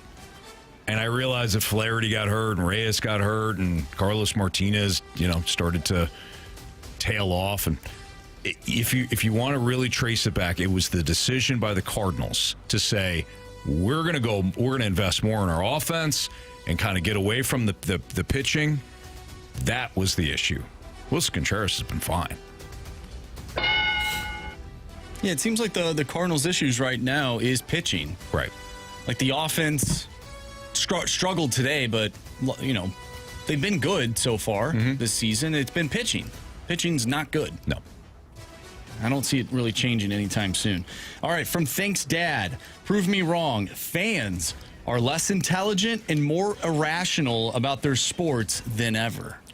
I don't think they're less irrational than ever. I really don't. I think they've got more ways for us to hear them now. There are more ways for them to really express their fandom. Whereas before, when you didn't have social media, you had no idea what the thoughts were unless they're calling in to sports radio shows, right? Now, you can get everybody's thoughts on social media. There's so many different ways to, for us, we don't necessarily take calls. We got mic drops and things like that. People are more vocal now, and we hear their opinions more. So I missed it. Is it they're less rational, less irrational? I think they're as irrational as they've always have been. And we just hear them more. There was a time in the 70s where they had to cancel an entire game because they threw discos and on the field. There's a video of a guy, Hank Aaron, hitting a home run and people running on the field. Discos. Seems pretty irrational then, doesn't it? Certainly. Yeah. People aren't running on fields now. Well, they are, but they aren't. They do, but the camera's not allowed to show them anymore. Yeah. Yes. That's what they tell me in the biz. Disco night, yeah. They put all the disco records on the field and all that. They're throwing just horrible. I like irrational. disco. I would say so. I like disco. As the night disco died? I don't know if it was that night. It's already dead? Probably. I mean, who doesn't love the Bee Gees? Come on. I do like Staying Alive. Staying Alive. I've been on a streak. Not Creed. Not Creed. I've been on a streak, man. Staying alive. That's Creed. Yeah. You want to do one more? Did we get the thing? Oh, yeah. Thank you. Yeah, good job, Anthony. Get the Thank ding, you. buddy. Don't worry. I appreciate it. You guys have been Give it getting right a lot to of you. dings today. It's nice. Yeah. From the 314. By 2030, the NFL expands to St. Louis, and St. Louis gets its own franchise from the ground up, especially with the success and support of the Battlehawks. I'm not touching that one. No, I'm not touching that Oh, one. you want me to do it? Yeah, sure. All right, sure. Let's go back to the unfortunate night, and I've brought this up before. Let's go back to the unfortunate night that the NFL announced that the Rams and Chargers would be going to Los Angeles. There was a team left out that night, my friends. It was the then Oakland Raiders, led by Tommy Boy, their owner. Tommy Boy, to the assembled media that night, answered questions about where the Raiders could be moving. They threw out suggestions such as San Antonio. And Tommy Boy looked at him and said, anything's possible. I don't think Tom was in that one. What about this one? What about this city? What about this city? What about this? Again, over and over and over. Mark Davis, the Raiders owner, continued to say, anything's possible. And then somebody in the Brave media said, what about St. Louis? And before they finished the Louis part of it, Mark Davis goes, absolutely not. Next question. Next question. For some reason, the NFL doesn't appear that they want to be here. But you know who does? The Battlehawks. Yes. So let's throw all our support behind the Battlehawks. Anthony Becht at 4:30 today. Talk to him coming off the big win and looking ahead to the DC Defenders. Tune in. I rest my case, Judge. Thank you. Good job, Anthony. Appreciate you. Dings around the board. Yeah. All right. It's Fast Lane on 101 to ESPN. We're going to bet the board next. Jamie, did you get a win last night? I sure did, baby. I picked the Pirates. Oh. Only game they didn't win in the series. You're welcome, St. Louis. We'll update you on the Bet the Board standings, give you our picks for tonight. That's next on 101 ESPN.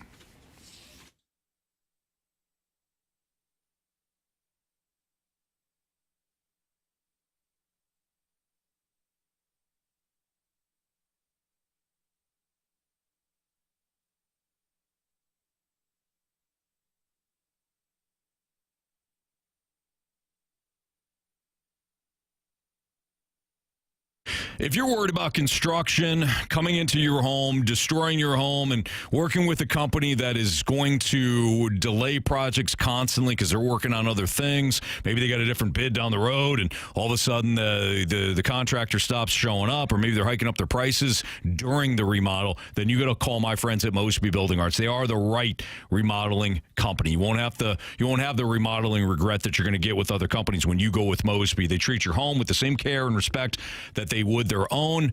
I've seen this firsthand. They provide honest pricing. There's no gimmicks. There's no hidden fees. They're not one of these companies that come in and they say, well, you know what? Geez, this is going to be, it's going to be a lot more than we originally quoted you at. That's a scam. Mosby Building Arts, they don't do that.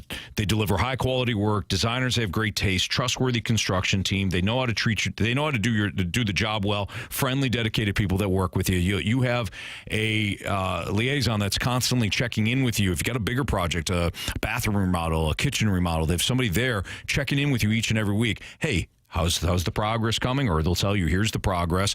Any questions that you have. So you know when the project is estimated to be finished and there's no issues. There's no secrets, right? Mosby Building Arts are fantastic. Don't risk hiring the wrong team. Call Mosby Building Arts. 314-909-1800 or visit callmosby.com to schedule your free consultation today, and then you can see what I'm talking about. You can see the difference for yourself. Mosby Building Arts, the right remodeling company.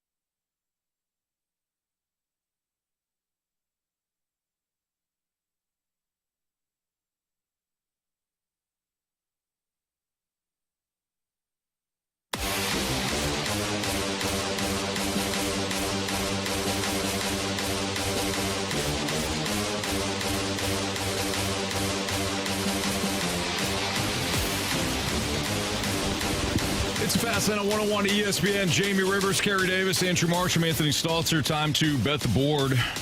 Marsh, what's our latest standings after last night? Gentlemen, we are all knotted up at 4, 4, 4, and 4 points apiece. Okay.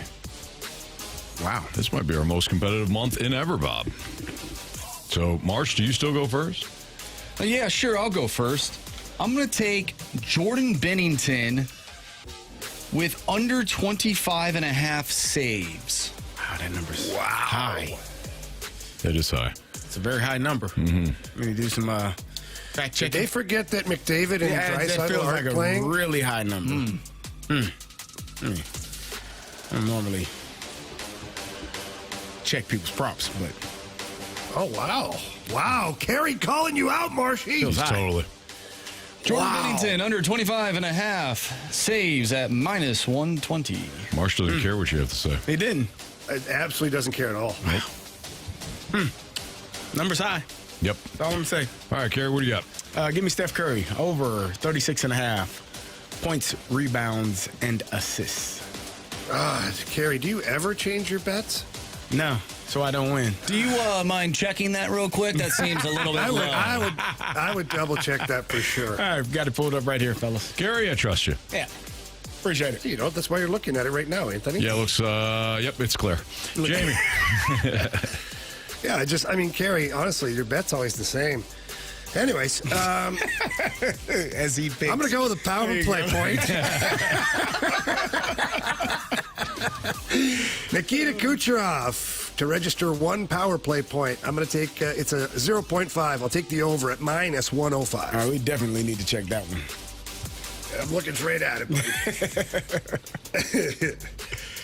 All right, I'm going to take the Philadelphia Phillies plus 120 tonight in Atlanta, where they're taking on the struggling Atlanta Braves. Braves 2-8, Phillies 7-3.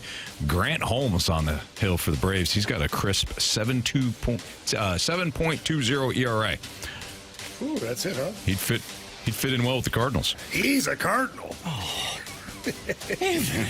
What? Jeez. Actually, that's too low. No, no. It's too low. Yeah, that's right. Yeah. He'd be 2 behind Sonny Gray, I think. Yeah, he'd be number 2 in the rotation. Speaking of, Cardinals and pitching, we got a text from the 309. Just listening to your first segment, I'm so tired of the pitch count being an issue during the regular season. Why do we even have spring training if pitchers aren't ready to go 100% when the season starts? Yeah, hear ye, hear ye. I agree. They're whips.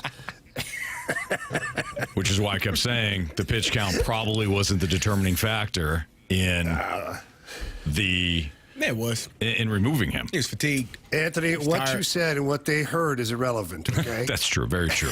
Yeah. You know that by I mean, it's a good point in theory. Yeah, spring training, you gear them up, you get ready to go. But as we know, these pitchers kind of only ramp things up toward the end of spring training. Now, why that is, I don't know. You'd have to ask them. Why don't they ramp it up in the off season? They're very Pitchers true. and catchers arrive early. Why are they not ready to go? I mean, my God.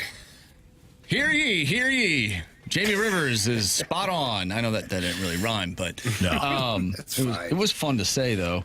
Well, BT said something like, this is kind of like what the card is like par for the course for the Cardinals, right? Like they don't really like when they go through the lineup for the third time. That's not Cardinals. That's not just Cardinals.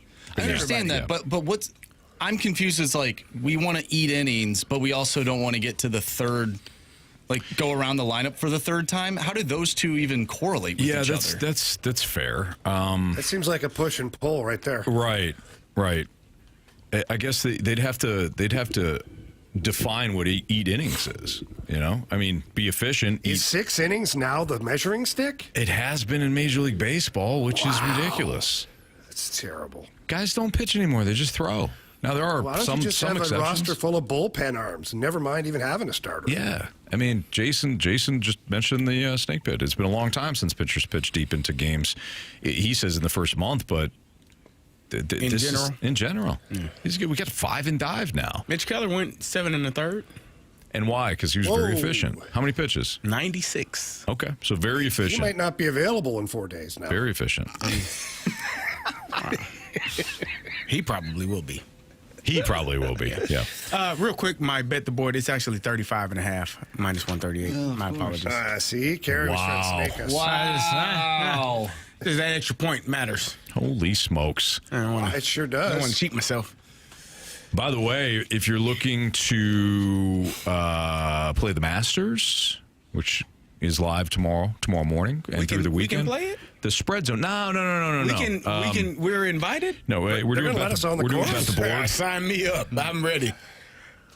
We're doing bet the board now. I mean, if you want to play the Masters. Yeah, I heard you. Not I want to golf. play the Masters. I'll be your golf. caddy, Carey. If I'd have golf known, in I'd the have stayed Masters. home. I wouldn't have been on the road. Not golf in the Masters. I mean, bet it. Oh. Well, I'm betting on Carey. Let's go, Marge. Carey, I'll be your caddy. I want to be his caddy. I'm ready. Well, I need 2 caddies because we're going to be looking for a lot of balls. Whoa. So, yeah, golf balls. The spread zone is now up anywhere you get your podcast. A lot of good nuggets there. Tim McKernan was fantastic in that. This is like his favorite event. Broke it all down. Had a couple of nuggets. Why didn't you start with that, Anthony? All right. You said Yeah, we get that to was play weird. the Masters. I'm like, Play the Masters. You got Oh, it hell all yeah, I screwed wanna up for play. us. Now we can't play anymore. Yeah, I would. I just you assumed- ruined it for us. I just assumed that you guys knew you couldn't. You weren't playing in the Masters. You said if I you thought you want to bought play, us a surprise or something. yeah, a package, something. I didn't even know how I could do that. Yeah, got- silent I don't think I auction could. somewhere. I couldn't even think I could pay for you guys to actually play in the Masters. I just thought all this was just assumed that you guys knew what I was talking assume. about. Never assume. Can't do that, buddy. Not with this group. Especially in this room. That's true. Yeah, that's a really good point. Did Jackson go 14-2 in Yes, basketball? he did. Yep, 14-2. That's pretty dang gone good. 14-2 in He knows his b-ball. the NCAA tournament That's from the not- Sweet 16 on. That's not bad. He was disgusting. That's pretty good. Absolutely disgusting. I don't want you to talk about him like that. Oh, I mean that in a good way. He was disgusting. Yeah. All right. I'll let it Like he slide. was sick, not like Blue Heron sick. No, but sick. like He was- sick, he like was on cool. fire. Yeah. Gauntlet next on 101 ESPN. Careful what we say.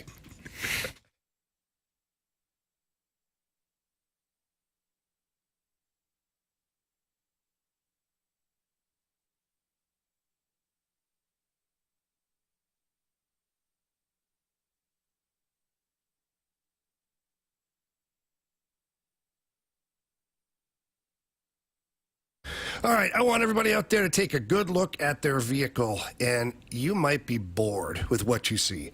If so, I have the answer for you. It's Pure Performance. They're your one-stop shop when it comes time for all of your aftermarket modifications.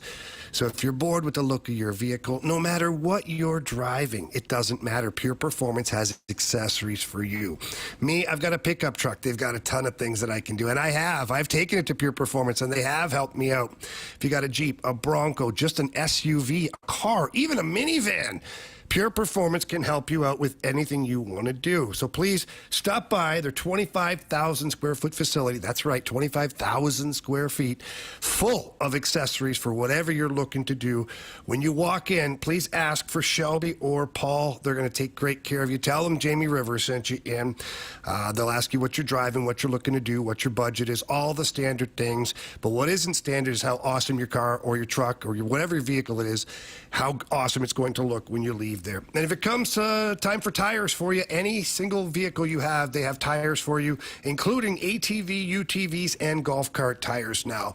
So again, stop by, say hi to my friends at Pure Performance. But if you can't get there in person, check out everything online at pureperformance.com.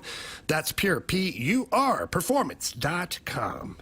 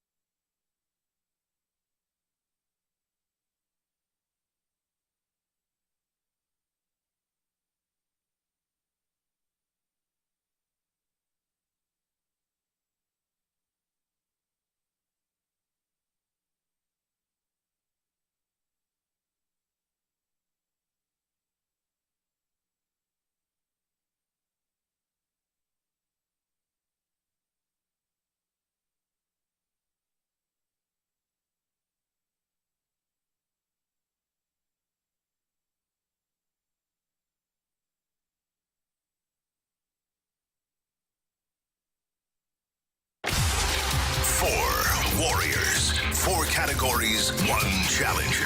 Can you survive the Gauntlet? Brought to you by Blue Note Roofing.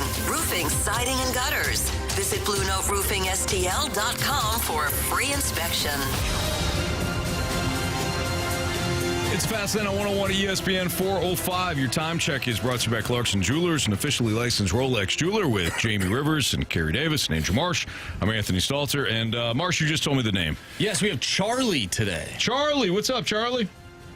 How are y'all doing today? We're doing great, man. Appreciate you playing. Thanks for listening. Would you like to take on Jamie, Marsh, CD, or me in the Gauntlet? Let's try you. Charlie, was this thought out, or did you just decide to choose me right then and there? Well, you made it sound like you were ready to go, and I'm hoping for random. Whoa. Oh, wow. Unbelievable. I see your angle, Charlie. Okay, all right. Well, good luck to you, pal. Thank you. All right, Charlie. Anthony's heading out to the cone of silence. Tell Marcy to spin that wheel. Spin that wheel, Marcy. Charlie, you seem like you're a veteran of the Gauntlet. You know how it goes. You answer the question correctly, you get 2 points without the options. You answer correctly with the options, you get 1 point. And you answer incorrectly, you get 0 points. So, doesn't look like you got random. Marcy, what do you got? Charlie will take on Anthony in hockey today. Oh, dang. Nice.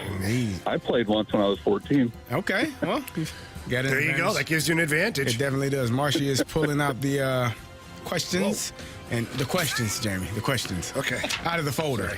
And he's passing them over to me and sending them to you. All right. I'm waiting for the picture to come through. All right, here we go. We're up in Canada on dial-up internet here. All right, Charlie, you ready to go? Yes, sir. Which New York Islander recently decided to take some time off following his coach, Patrick Waugh, calling his play god-awful? I'm going to need the options. Is it Anthony Duclair, Noah Dobson, or Casey Cizikas? Cizikas. It's a good effort, though. Let's go option B. Final answer? Final answer. All right, Marsh, you go ahead with question 2. The file's coming through here for me. It's just still uploading. Perfect. Question number 2. Zach Bolduc is third amongst rookies this season with 16 goals. Matvei Michkov and which other rookie are the only 2 with more goals than Bolduc this season? Let's go ahead and do the options. Options are Logan Stankoven, Lane Hudson, or Macklin Celebrini. Let's do a Celebrini. Final answer. All right. Questions came through. So question number 3, Charlie. Leon Draisaitl leads the league in goals this season with 52. As of April 3rd, the player with the next most goals in the league this year has 42. Name that player. Well, let's not break a streak. Can I take the options, please? Sure. Is it William Nylander, Nikita Kucherov, or Alex Ovechkin? Let's take option B. Nikita Kucherov? Yes, sir. Final answer. Final answer? Thank you. Yes, sir. Final question. Which NHL team has allowed the fewest goals this season, allowing 176 through 75 games?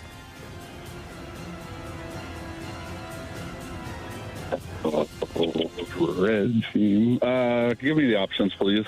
Is it the Washington Capitals, the Winnipeg Jets, or the LA Kings? I wanted to say winning peg. The Milwaukee Mets. Right. Let's go ahead and do Winnipeg. Final answer. All right. We'll get Anthony back in here. Charlie, how you feel? Well, it was a little bit of a guessing one there, but hockey's not my strong suit, so. Well, we'll see how Anthony feels as he walks back in here. He's heading in from the cone of silence. Anthony, how was the old cone of silence? Good. I was going to be in there with our guy Mike Ryder. All right, so it wasn't that silent today. No. Did he give you any theme music? No. We're just chatting. Okay. Yeah. Did he give you attitude? No, he almost gave me a strawberry. Yes. He said, hey, you want a strawberry? I was like, no, Mike, I'm good. Thank you, buddy. Okay. That's nice of him. Yeah. Marshy, Yeah. you got hockey, Anthony. Why don't you tell him? Pack a lunch, Anthony. All right. Or eat a strawberry. Yeah, Okay. try to. Oh, All right, here we go. Which New York Islander recently decided to take some time off following his coach, Patrick Waugh, calling his play god-awful?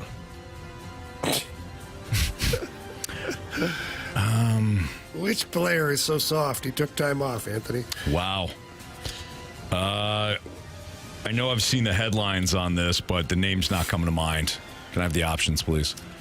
Options. Is it Anthony Duclair, I think that's Noah Dobson, or Casey Cizikas? No, I think it's Duclair. Anthony Duclair, final answer. Question number 2, Anthony. Zach Bolduc is third amongst rookies this season with 16 goals. Matvei Michkov and which other rookie are the only two with more goals than Bolduc this season? I mean, it's got to be Celebrini. I don't know any other. I don't know any other rookies that have had as big of seasons than Bolduc. I'm gonna take a swing here. I'm gonna say Celebrini. Final answer. Hard to believe you'd know that one. Anyways, question 3. Anthony, Leon Draisaitl leads the league in goals this season with 52. As of April 3rd, the player with the next most goals in the league this year has 42. Name that player. I don't know. Final answer. Final answer, Jamie. All right. Options first, please. Okay, I don't know. All right. Okay, was it or is it William Nylander, Nikita Kucherov, or Alex Ovechkin? As of April 3rd. As of April 3rd and is now April 9th. That changes things. Good luck. Good luck. As of April 3rd. Because Ovi was banged up. He came back. Then he got on a tear. I'm going to eliminate Ovi on that. So what are my other two options? William Nylander and who? Kucherov. Kucherov seems like it's the obvious. Like Ovi, if I can eliminate Ovi, then the next two I feel like Kucherov would be obvious. So I'll go with William Nylander. Final answer. Final question. Which NHL team has allowed the fewest goals this season, allowing 176 through 75 games? I mean, it's going to be the Jets, who we just saw. But I feel like, too, I need the options because the last time when I had the football questions,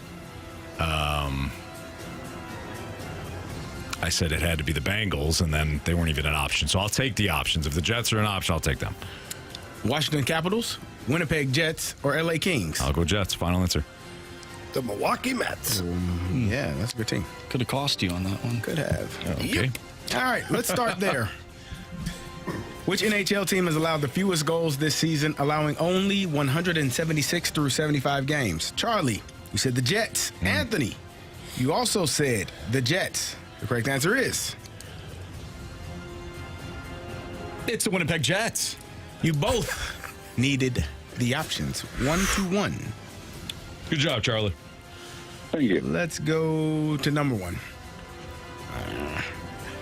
Which New York Islander recently decided to take some time off following his coach, Patrick Waugh, calling his play god-awful? Anthony, you said, I know it if I hear it, Anthony Duclair. Charlie, you said Noah Dobson. Correct answer is... I'm so soft, Anthony Duclair.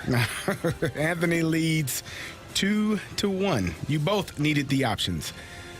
Question number 2. Zach Bolduc is third amongst rookies this season with 16 goals. Matvei Michkov and which other rookie are the only two with more goals than Bolduc this season? Charlie, you said Macklin Celebrini. Anthony, you said Macklin Celebrini. Correct answer is... Well, Could have been Logan Stankoven or Lane Hudson. Both really solid players, but it is Macklin Celebrini. Anthony did not need the options there. He leads 4-2. Go Sharks, go, Anthony. It comes down to this.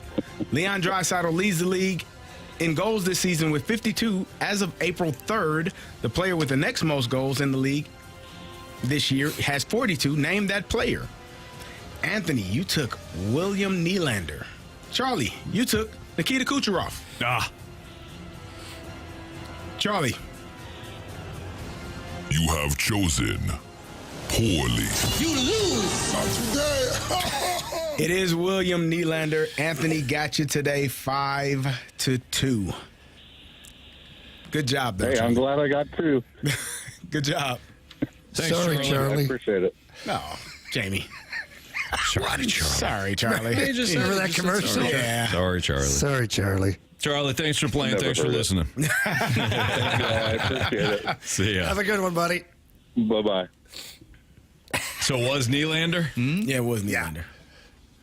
He took the options anyways. You Anthony, you got every question right. You did. You sandbagging son of a... Good job. Would you have known those, Jamie? With that? Yes, every single one of them. Okay. Yeah, actually, that's not true. The one that threw me off, and it would have been because of April 3rd, that date would have been The Ovi? The Ovi, because Ovi's got 42 now, and so that would have been stuck in my head. Yeah. I may have screwed that one up. His name almost came tumbling out of my mouth, and then you said the April 3rd. So William Nylander still is in second place. He now has 44 goals. So it's still Nylander. It still would have been Nylander. What about Kucherov? Is he in the picture? Kucherov, let me check real I feel like quick. that'd be I just had this pulled too up. obvious. That's too high for him. I think he's got a lot of assists this year. Kucherov is, let's see, he has a lot of points. Yeah. He's not even in the top 10 in goals scored. He's second in points. Wow. He just became second. He's the dish and magician. Yes, he is. Jamie's been rhyming a lot today. He's been locked in today. There's no question. I've been working on my freestyle here in my spare time. Yes, you have. Yes, you have. You know, a lot of great rappers up here. In less than, you're right, Carey? You don't smell gas? No. You smell my what? Okay. Are you saying that Jamie's on fire? Yeah. No, you actually smell gas. Okay. Oh, really? That's not good. No. It's probably marshy. Like fart gas or like real gas? Well, Like, if anybody on the YouTube channel sees all of us collapse, just, Or run the hell up out of here. flag You don't know why. somebody down. Anthony, I wouldn't light that cigarette. Okay. Not in the break, not this time. No. That's good advice. That's good advice. Anthony Becht will join us at 4:30, so we'll talk to the Battlehawks head coach. But do the Blues have enough experience depth up front? Do they have enough experience depth up front to win a playoff round? That's next on 101 ESPN.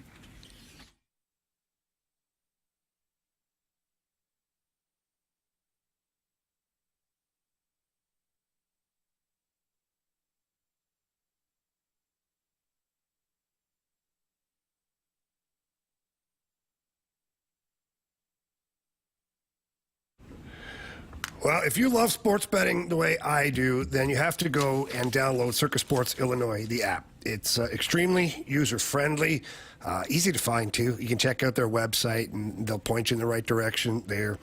They're also available on the App Store. But what I love about Circus Sports is it's got that old Vegas style to it. Like you feel like you're a real bettor, not just a weekend warrior. And that's what I think is fun. It makes it nice and easy to place your bets, and they don't need any promos because, quite honestly, the promos are in the odds. And they have the best odds out of any app that's out there. Go check it out. Go download any app you want, compare the odds with Circus Sports, and you'll see that Circus Sports has the best odds. And what does that mean? Better payouts, and that's always important. They've got great lines on all their futures bets. They've got the player props, the parlays, anything that you're looking to do, you can find it on Circus Sports Illinois, the app. They've got tight money line splits as well, and they got high betting limits. So if you want to get a little adventurous, you can. So please don't miss out on the action. Download Bet Like a Pro with your Circus Sports Illinois app today and join in on all the excitement. If you or someone you know has a gambling problem, call 1-800-GAMBLER or text ILGAMB to 833-234.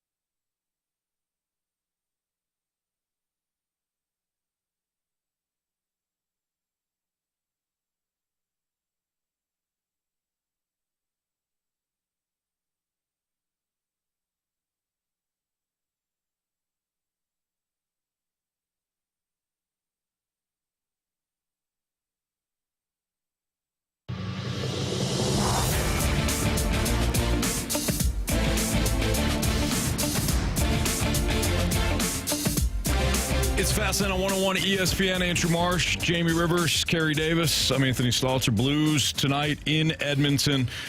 Jamie, do you think that the Blues have enough experience depth up front to win a playoff round?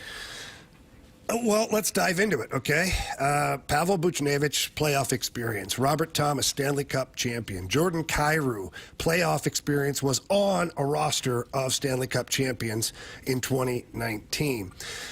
Second line, Braden Shen speaks for itself. And then you've got Jake Neighbors, 0 playoff games. Okay? Fine. Jake Neighbors. Zach Bolduc, 0 playoff games. And Dylan Holloway, Game 7 Stanley Cup final versus the Florida Panthers last year. Oscar Sundqvist, Stanley Cup champion. Matthew Joseph, 2-time Stanley Cup champion. Radek Fox, playing in Dallas, lots of playoff experience there. Toropchenko, no real playoff experience. Nathan Walker, a little bit. Yeah, I think they're fine, guys. I mean, go through the, like, if that's, you're looking at the roster, you got a lot of experience. Now, you also get into the weeds a little bit with Snuggerud and Dalibor Dvorsky, but Dalibor Dvorsky had a hell of a playoff run last year in the OHL with the Sudbury Wolves. I know it's not the NHL, but he's played in games that matter at the level that he's playing at. He couldn't be in the NHL playoffs last year because he wasn't in the NHL. Jimmy Snuggerud, we watched his team throughout the NCAA tournament, and he knows what high-stress games are. Will it take them a little bit of time to figure it out at the NHL level? Yeah, because not only are they trying to figure out things just at the NHL level, now they're going to be asked to figure out things NHL playoff style, which we know that's a whole other level of craziness. Right. But I think the Blues are fine, man. They've got enough experience on that roster to help and carry some of the younger players through these situations. And let's just be honest, sometimes the young players get ignited in the playoffs. All of a sudden, you're like, holy crap, where'd that guy come from? Mm-hmm. And, that could be Jimmy Snuggerud this year. Could be Dalibor Dvorsky if needed. So I do think that they have enough experience up front, and I know they have enough experience on the blue line. I mean, just look at that blue line. It's just littered with experience. The only guys that don't really have any experience are Tucker and Kessel, and it's yet to be determined how big of a piece of the puzzle they'll be come playoff time. But, I'm not worried about Tyler Tucker. Look at the way the guy plays. He's in your face. He's physical. He's not afraid to engage. He'll be just fine. And I don't know if Kessel will see the ice in the playoffs because once Parayko comes back, that's a crowded dance floor, but I don't think there's a problem. If you guys disagree, I mean, let me know. Or if you like, what do you guys think? No, I don't disagree at all. I think they do have the depth. When the Winnipeg game, they didn't showcase their full potential. But it's one game, and it's against, as we know, a team that has been stout defensively all season long. When I watch them play, when they're humming, it feels like everyone on the damn ice is playing at a faster speed and at a different level. Some of the passes that are made as if the player, whoever that may be, has eyes in the back of his head. The passing is crisp. The play with the puck is extremely fast. And the shots are on point. Like, they're getting that time and space that you work so hard to create in the offensive zone. So, Jamie, I don't disagree at all. Do they have Leon Draisaitl? No. Do they have Connor McDavid or Nathan McKinnon? No. But what they do have is balanced scoring depth now up and down the lineup when these young players are playing. Okay, let me ask a quick question. Mm-hmm. I think I know where you're going with this. Ooh, you know me pretty well, Anthony. How many Stanley Cup rings does Connor McDavid have? 0. Leon Draisaitl? 0. Darnell Nurse? 0. Stuart Skinner? 0. Okay, you see where I'm headed, right? Sure. So I'm sorry, there's value in having a team that has players that have won it, which is why I don't really want to play the damn Vegas Golden Knights. That lineup is filled with guys who are with Stanley Cup pedigree. And although the young guys here, Broberg and Holloway, did not win the ring last year with the Oilers, it's valuable experience that they got, and they still have that stinging feeling of going all the way and losing. Sure. So that's a couple of hungry young players that add depth to your roster too. So that would be my only not pushback, my only comment about the Oilers. We're going to get Jamie's keys to the game, and we're going to light the lamp in about 15 minutes. But head coach Anthony Becht for Battlehawks joins us next in the Fast Lane on 101 ESPN.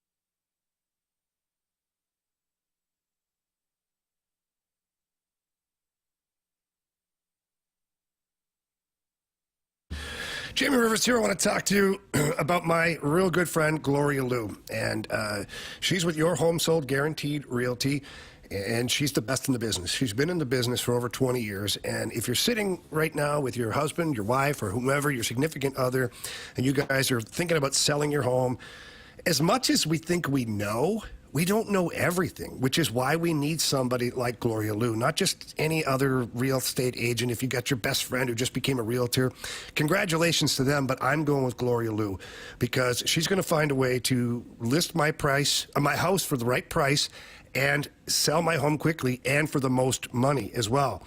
And again, she's got a database with thousands of buyers that are ready, willing, and able to purchase your home. That drives traffic to your listing, and not every agent has that kind of a database, and that's why you need to go with Gloria Liu. So please, without hesitation, pick up the phone and call Gloria Liu. Tell her Jamie Rivers sent you in. That phone number is 314-325-6888. Again, that's 314-325-6888. Or you can always visit GloriaHasTheBuyers.com.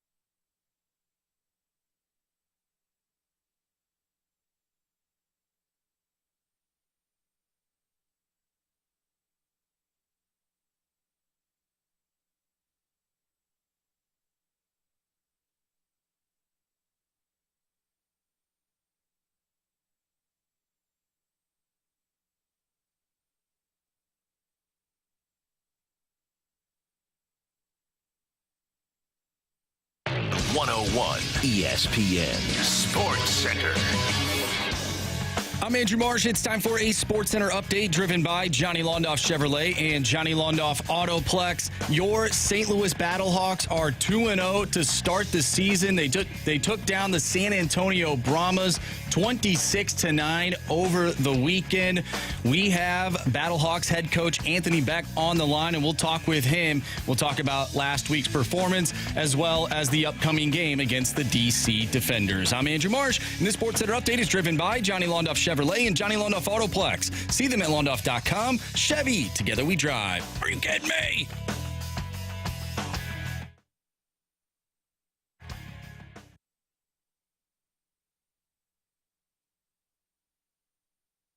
We're talking Battlehawks with the head coach. It's time for Anthony Becht's Call-In. Presented by Lee's Famous Recipe Chicken, home of the Battlehawks box.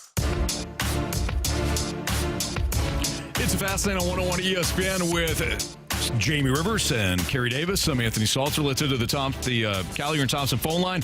We're joined by the head coach of our Battlehawks, Anthony Becht, who sits down with us each and every week here in the Fastlane. Coach, congratulations on another victory. That was certainly impressive last week at the Dome. How are you?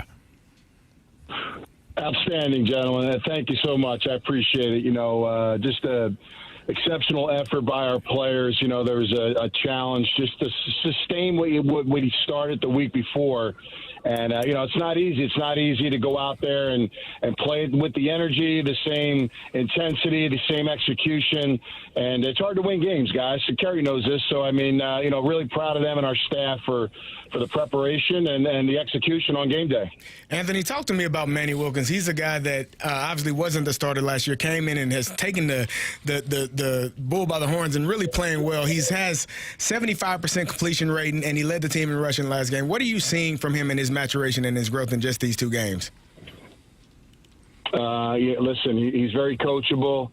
He manages the game. He listens to the staff. With Phil McGagan, our coordinator, Seneca Wallace, there's a plan every single week. There's very precise direction every single time, and he's just been on it. And we're leaving some meat on the bone too, guys. So every week there's something to kind of get a little better at. But right now, just that balance between pass and run and the leadership qualities. He's a good player.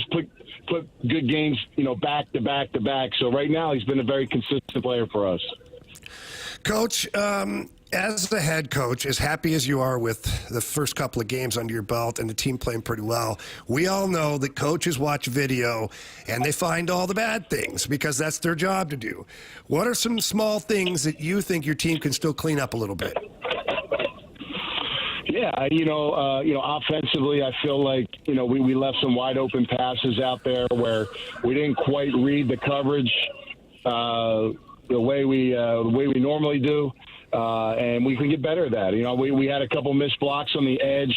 We gave up 7 tackles for a loss at the line of scrimmage. We can't do that if we want to be successful. So if we make those cleanups on offense, we can be that much better on defense.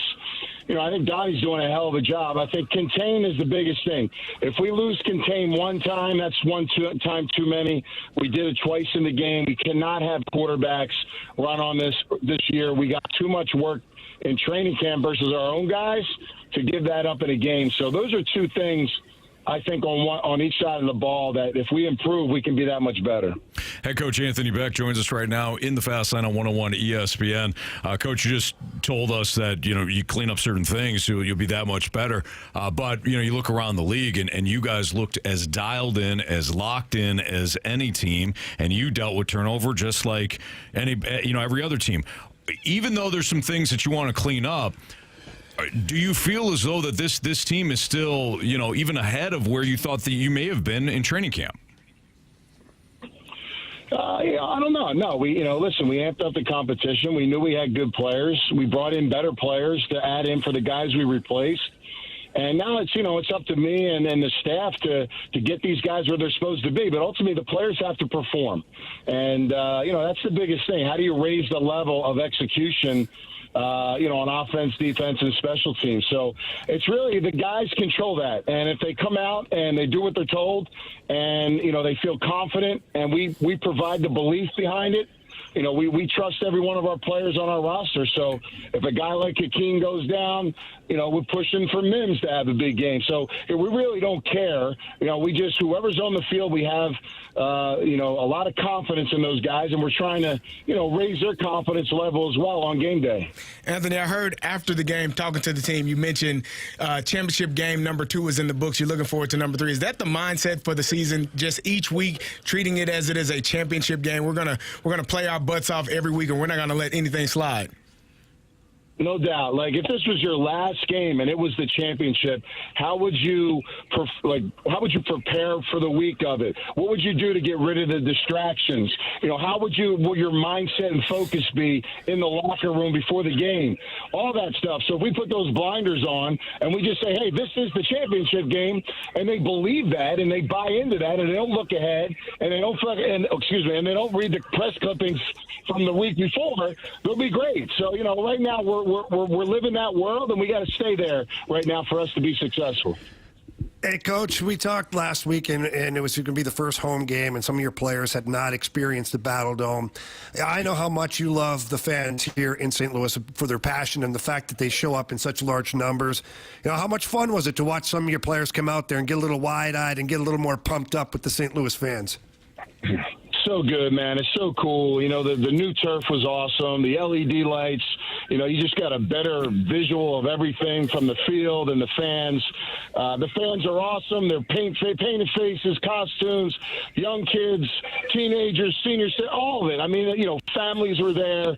And I said after the game, hey, bring one more friend, right? If we bring one more friend, we're gonna have 70,000 in that place. So I don't even know if it holds that, but I think it's great. And listen, the louder we can make it, the better. It's a fun ticket. I got so many, messages on X and Instagram. People are like, yeah, we're bringing 5 more people. We brought some people for the first time, and they absolutely loved it. So it's a fast-paced game. You're in and you're out. And listen, who wants to go to a game if you're not winning? We're winning, so they can come see winners as well and have a good time. Anthony, real quick, I wanted to see if you can get us an update on Hakeem Butler. He's dealing with a hamstring. And then don't worry about the language. We got Jamie Rivers on the show. We use that button all the time. No, definitely worry about the language, Coach. Yeah. But it's not a big deal. I used about 8 of them today at practice. So, I'm kind of just getting them off the field right now, So, Coach, we like talking to you. So next week we still want to be around. So. No, I love it. No, I look forward to it, guys. I appreciate your coverage and everything you guys are doing. And, it's like I said, we're excited to come back to St. Louis. And, hey, let's see what the crowd looks like. I think it's going to be awesome. We're going to be on afternoon high, 2 o'clock Central Time on ABC, man. So let's set the tone for the country as they watch St. Louis go to battle against an undefeated DC team. And do you have an update? I know Butler was dealing with a hamstring. Do you have any update on how soon he'll be back? I got distracted by the second part of the question. That's bad radio by me. My fault. Yeah, Hakeem's doing great. He was doing a lot of stuff today. And, I think the thing for me is I don't want him to come out till he's 100%. So at the end of the week, if we think he's 100%, he'll be available to us. If he's not, well, somebody else needs to step up and fill that void. So, again, we got a lot of good players, guys. Like, this is we feel good about our roster. And, listen, it's going to be an exciting week, whether he's with us or not. And I'm excited to see how this team responds after 2 straight victories. Coach, before we let you go, you mentioned you got a big game against the DC Defenders, so we're looking forward to that one. Without giving away, of course, the trade secrets, what's the thing that you're looking for when it comes to beating this DC team? Well, we heard some news today that Greg Williams is dipping out, so he won't be there as a defensive coordinator. So I think his son's going to take over. So wow. It's always a challenge. It's always a challenge, when you have those kind of transitions, and they play a little bit of an unorthodox kind of high risk, high reward defense. So I think there was a real bad taste in our mouth after 2023 when they swept us, and we were really kind of dialed in on last year to really make it a poignant effort to really raise the bar against them in both games. So here comes the juggernaut. They're undefeated. We're undefeated. They're coming to our house, and look, we both want to win this game. So we'll be ready to go. I can promise you that. There's no way that our team walks out of that tunnel and is not prepared for this divisional opponent. No, we believe that wholeheartedly. Damn, Coach, I want to run through a wall right now. Coach, we I got some pads, man. We'll get you out there, Carey. Come on, man. One more play. I got one play in me. It got to be to the flat. Power pass to the flat. First option. Throw me the ball. Now, hey, we got ISO in, man. I'm gonna put you right in the front. We're gonna block. You're gonna take the linebacker. Jacob Sanders is gonna go 50 yards off your butt. I got one block in me. That's it. I'm done. Get the gurney ready. Get the ice packs ready, and I'm gonna be on the sidelines the rest of the game if that takes place. I got an old school neck roll in the pads too, just in case you need that. Let's go. Well, Coach, keep up the great work. You guys have been fun for 2 weeks, but I know, like you said, you're just scratching the surface. So we'll be watching this weekend. Love chatting with you. We'll talk to you again next week. And I'll be watching you three. I better see y'all at the game pretty soon. All right. There you go. Appreciate you Yes, guys. sir. Go Battlehawks. Thank you. Thanks, Coach. Coach Anthony Becht here in the Fast Lane on 101 ESPN. Coach, I was there. I was covered in head to toe in blue paint. Good stuff there from the coach. He's fired up, man. He is. He is fired up. He's been like that since day one, but this does feel different. This year is different. Like you can tell. hear it. Like I think he's pissed, guys. Yeah, he's locked in. Like this is title or nothing for the Battlehawks. Hey, do you think they play the championship game in St. Louis again this year? I don't know. They should. Yeah, but I don't know. Jamie, that's interesting. That's a good question. Like, looking around the league at some of the attendance numbers, they'd be absolutely silly to not come back to St. Louis. I completely agree. But I wonder if they move venues to try to expand a little bit. I don't know. What, they don't like money? Apparently not. No, I don't know. Okay. I don't know. I'm just checking. No, that's a good call. All right, it's Fast Line on 101 ESPN. That's Jamie Rivers, and he's got keys to victory, and we'll play Light the Lamp next on 101 ESPN.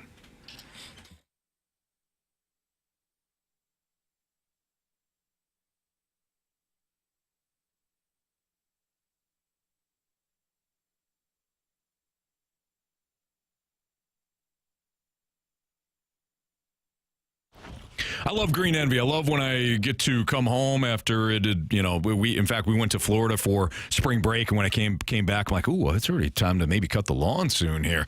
That's because throughout the year, Green Envy treats my lawn. They do an excellent job during the springtime, spraying for weeds, getting the crabgrass cleaned up so that actual natural grass can shine through, and it's green, it looks lush, it looks beautiful, right? When it comes to the fall and the winter, they seed it properly to make sure that it's healthy year round. But now, springtime, with the rain constantly and then the warmer temperatures, you're going to want to get on Green Envy service as well. They only use products that are formulated for Missouri soil, weather conditions, and turf types. They don't use national, generic, cheap, and effective products that you're going to find at your local hardware store. Other companies do. Other companies that are nationwide, they come through and they start to spray and things like that, and it's not necessarily the most effective products for our soil and our weather conditions here in St. Louis. But Green Envy, they've been in business in St. Louis now for over a decade. They deploy a special crabgrass preventer. They're service professionals. They're commercially licensed applicators. They're certified by the Missouri Department of Agriculture. They do a tremendous job, and I love that they leave little tips for me in between treatments that I can utilize, whether it's certain watering tips or mowing tips. I love working with Green Envy. Their programs have no hidden fees or contract. Give them a ring, 636-655-3689. You can also visit them at greenenvylawns.com.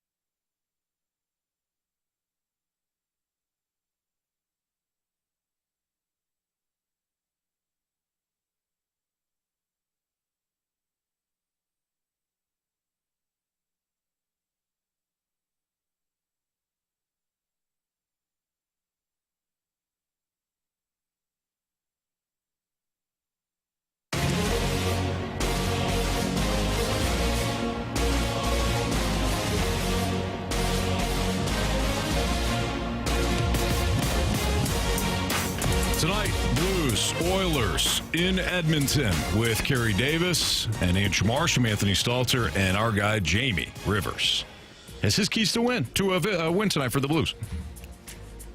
All right. Get back on track is key number one. You got to get back to playing that tenacious style of hockey that you played for most of that 12-game winning streak. It's kind of disappeared a little bit. Was back against Colorado, but Detroit, Pittsburgh was so-so. Winnipeg, not good enough. Get back to the winning ways. Which way can you do that? Pretty easy. Key number two, get back on the forecheck.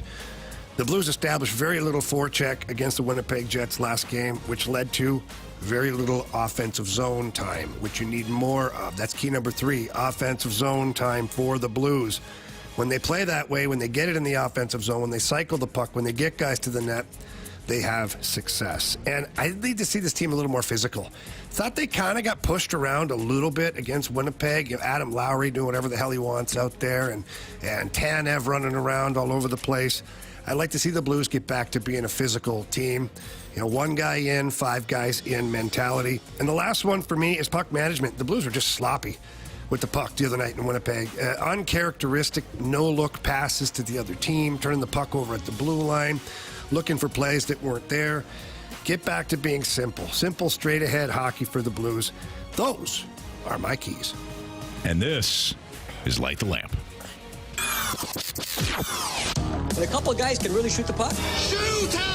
I must confess you scored first. Well, who was the first person? Breakaway! Shoots! Score! We got hockey to learn. All right, Marsh, update us on those awful standings. Yeah, nothing's changed. Nobody scored the other night for us. Pavel Buchnevich was the Blues' goal scorer, and it was a nifty goal. However, none of us picked him, so nothing's changed. Anthony, you're still up one, though, on Jamie. Yes! Still got that 1-point lead, which I know that's all you really care about right now. Right now, I do. That's all I care about. But Carey is in the lead by a lot. So I want to win. Okay. But my second goal is to just finish ahead of Jamie. All right, give me Gotta have smaller goals, Jamie. You do. You have multiple goals. Hopefully, Jimmy Snuggerud can get multiple goals tonight. Give me Jimmy Snuggerud. Okay. Marsh? This guy's been pretty hot lately, and he just came out with a new Booch session yesterday. What? Give me Pavel Buchnevich. And I don't know if you've seen these Booch sessions. They're very funny. I have not seen these. Oh, they're great. Go give us a tease.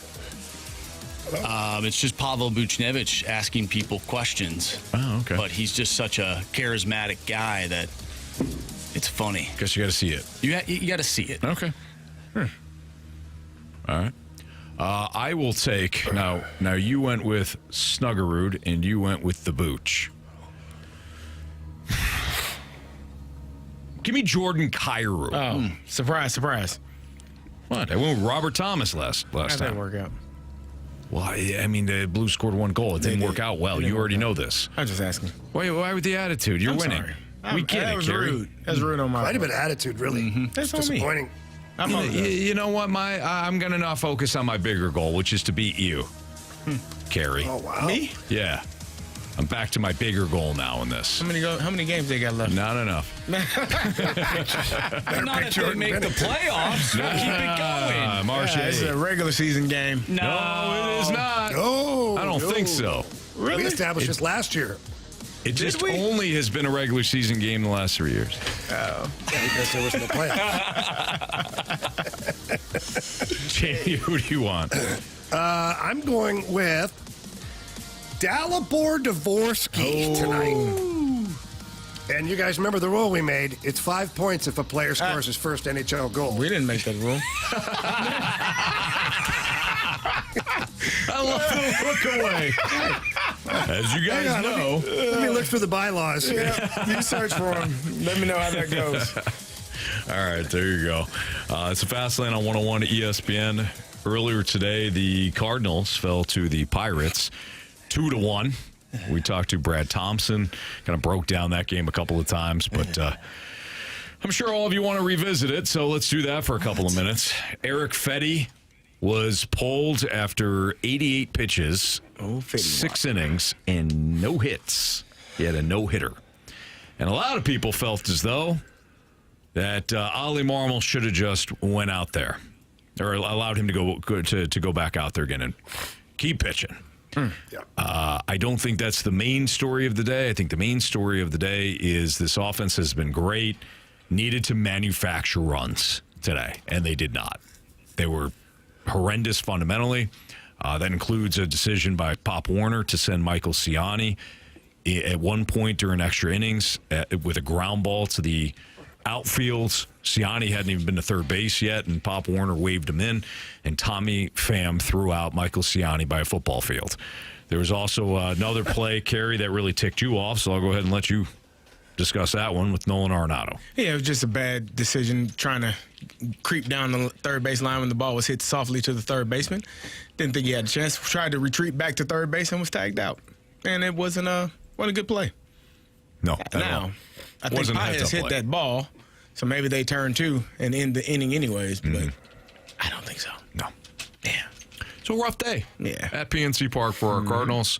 They fall 2-1 in 13 innings, and they drop 2 of 3 to the Pirates. Hey, they're only 5-7 though, guys. Is that good? It's not good.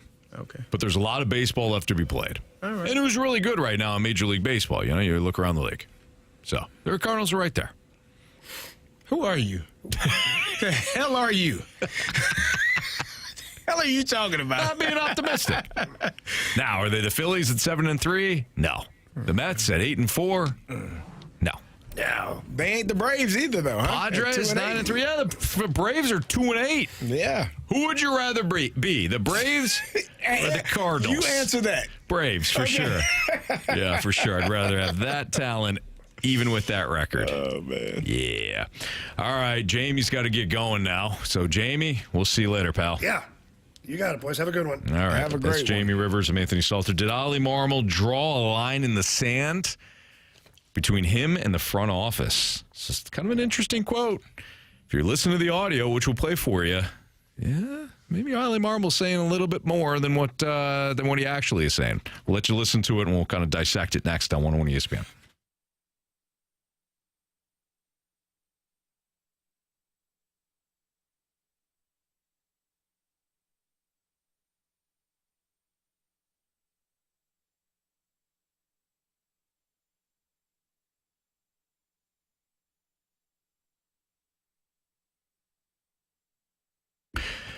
If you've ever been disappointed in a dealership that just didn't have what you were looking for, the inventory wasn't as large as they were promoting, then you got to head down to Herculaneum.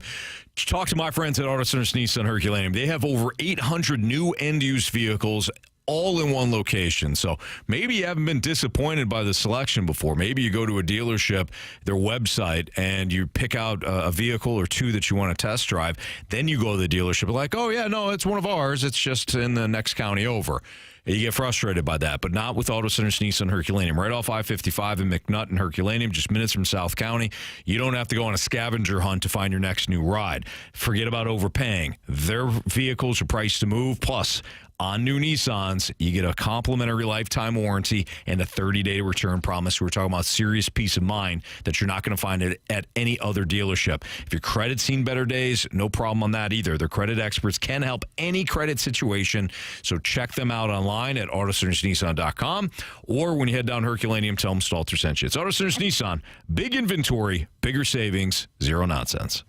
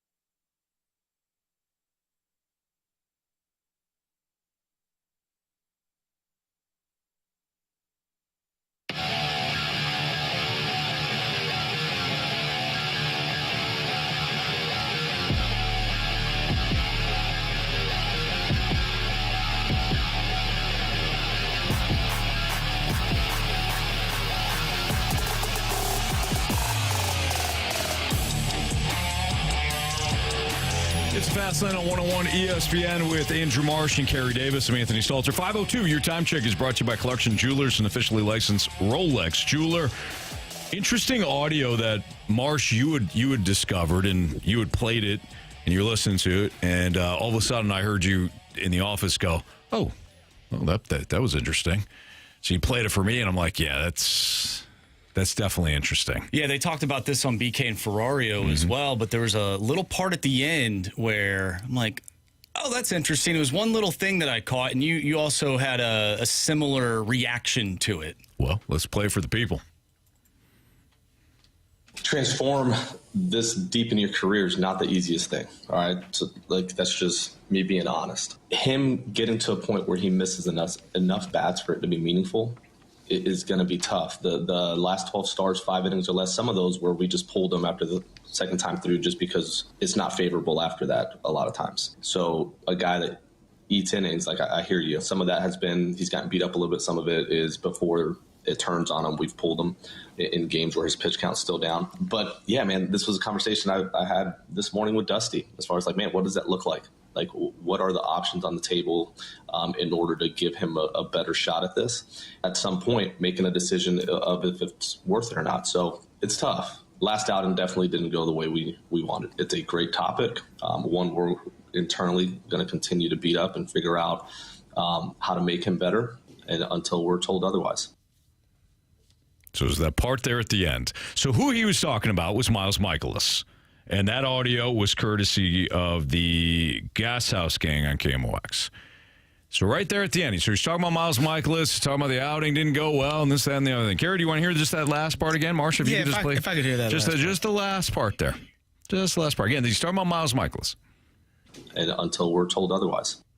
Until we're told otherwise. We're going to try to make him better until we're told otherwise. So what do you hear? Because Marsh and I were on the same page here. So what I hear is he's playing until we're told we don't have to play him no more. Correct. Like he's playing, and we're gonna do everything we can to fix it until somebody comes down and says, "Hey." That's not just somebody, but the front office. Well, yeah. Until they come down and say. So what I'm also hearing is his ass is playing because ain't nobody came and told us otherwise. Correct. But goes to the bigger point of something that you have talked about. In fact, I think you talked about it earlier this week. You want to blame Oli for certain things, fine. You want to blame Oli for a lot of things, that's your choice. You want to blame Oli for everything, including this roster not being as good as most of the rosters in Major League Baseball, especially the pitching staff. You can't blame Oli for that. You just can't. Miles Michaelis is going to be around until who decides he's not? The front office decides. And this goes back to something that we have heard a lot of when we think about the Cardinals and the way things are done. Mo has always said, it's my roster, and I'm paraphrasing, it's my roster, it's the manager's lineup. The roster belongs to the front office. The lineup, the everyday lineup, belongs to the manager. Yeah, but you can only play who you got. So if you're the manager and you have Miles Michaelis on the roster, what are you going to do? I'm playing him because I don't have anything else to replace it. Right. Like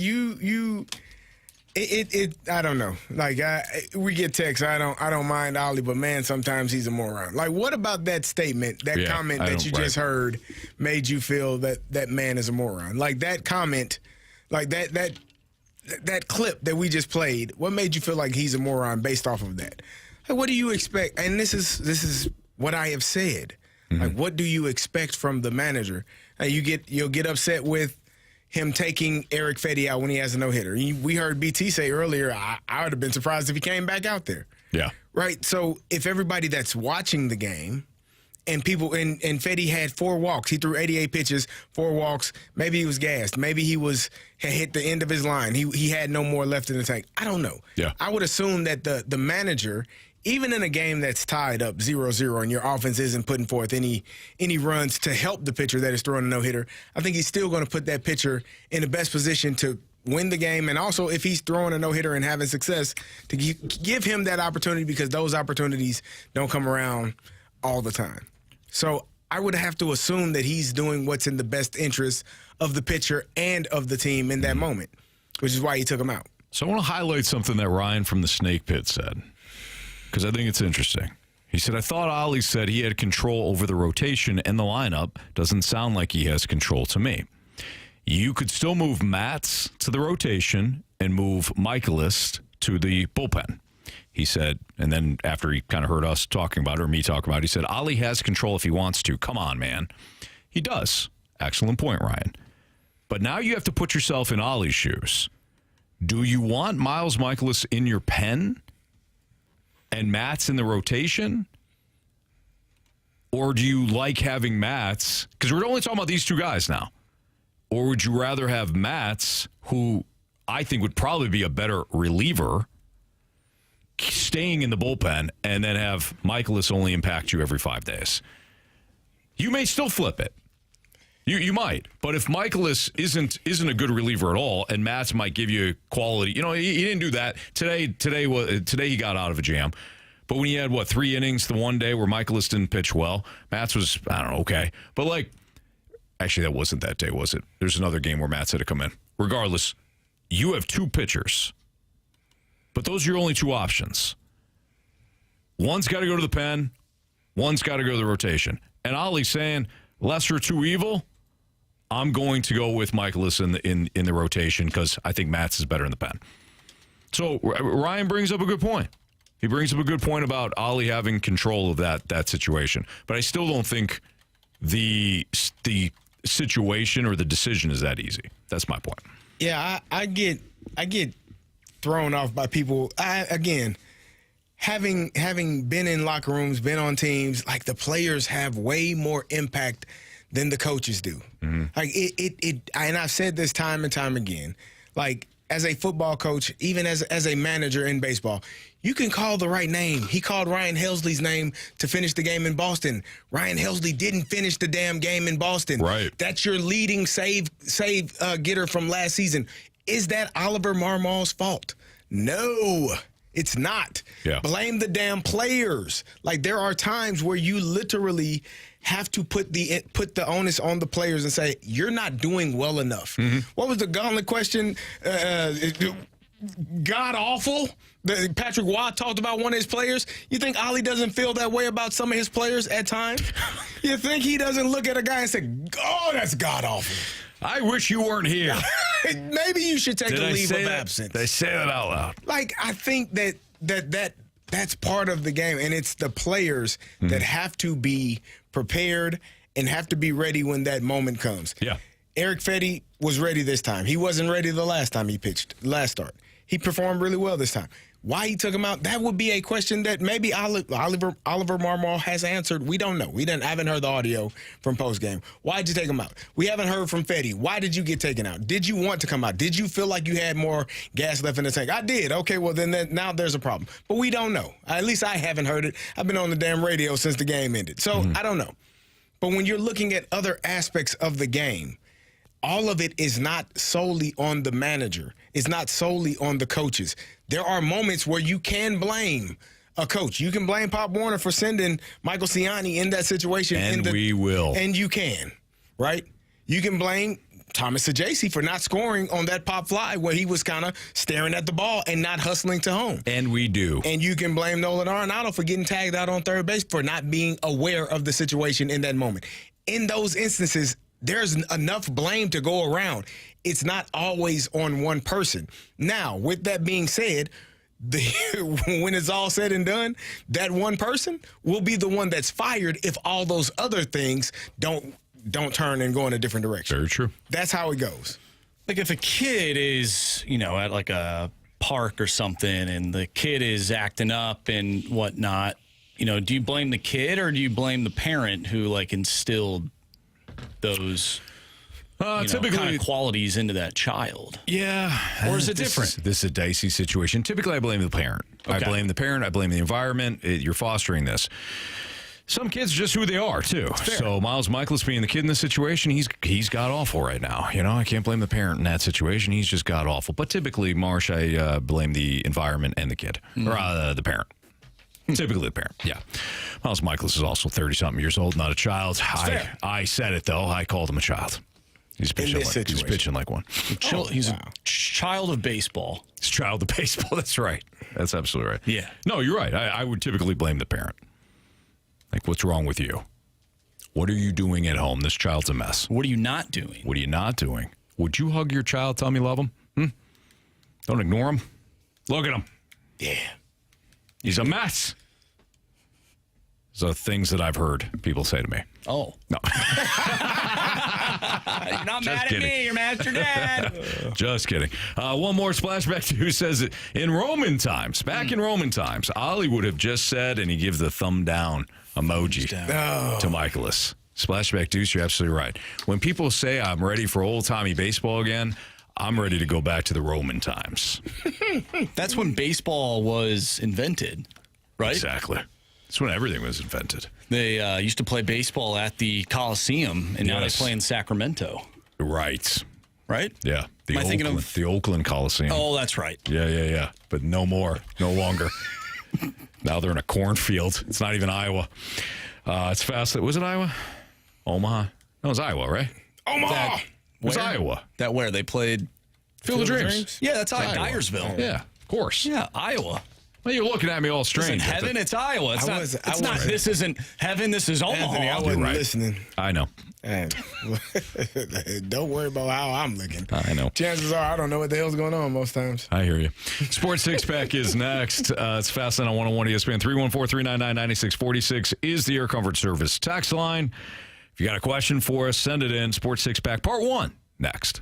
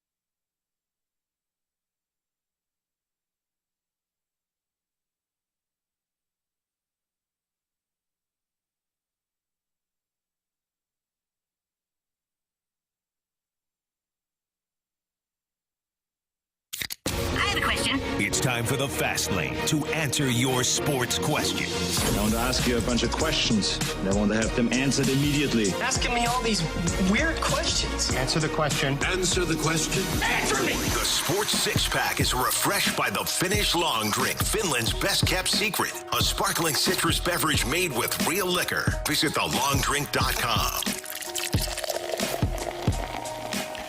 It's Fast Lane on 101 ESPN, 5:18, your time check brought to you by Clarkson Jewelers, an officially licensed Rolex jeweler. Time for the Sports Six-Pack. So if you got a question, 314-399-9646 is your comfort service text line. Marsh, go. Question number 1. All right, this first question comes from Little Jackie's Rolling Papers. Who do you think will make a deeper run in the playoffs, the Warriors or the Lakers? I like the Warriors. I think that the addition of Jimmy Butler has been outstanding for this team. They have been playing well. They have been rolling. They added an element of defense, which was much needed. And they added, Jimmy Butler has not been scoring. He hasn't been like leading the team. He's been doing what's needed for them to win, facilitating. And I think one of the biggest things that he's done is keeping Draymond Green under check, under control. Like, I watched the other night, Draymond was going back and forth, and Jimmy just kind of walked in his way, just stopped him. Literally hit him with his shoulder in his chest, wasn't even looking at him, just boom. Like, and Draymond kind of, like, you got to have, here's the thing, Anthony, I don't know if you know this. In most teams, generally, it helps to have two crazy people. Yes. Like, when you got two, then one can keep the other one in check. Yeah, you kind of balance. You're right. It kind of evens out a little bit. Kind of balance When you just got one things. crazy person, then nobody's stopping him. That's true. He's crazy as hell, and nobody's gonna say, "Hey, you're going too far." You need two crazy people. You're right. There's not, because it's not the level of crazy that other person understands. Nah. It's kind of why this show works well. Exactly. Like, there's three of us that are just. You got to have multiple. Yeah. Hey, you just have one, then who's going to stop the one from being just bat bleep crazy? I am very cursed. true. Yeah. Don't do that, Anthony Becht. I know, right? Huh? Did you miss that? I think you missed that. No. I think you did. You didn't miss it? No, he didn't miss it. No. Yeah. He got it. Yeah, for sure. Question number 2. From the 314. I'm just going to read this how it's typed out. With Bill Holloway out. Bill Holloway. Bill Holloway's out. Who do you think needs to step up and fill his role for the Blues to have a successful playoffs? We then got another text message that says Dylan Holloway, but old Bill Holloway here. I would say Marsh. Jonathan Snuggerud. Old James Snuggerud. Marsh, who do you think?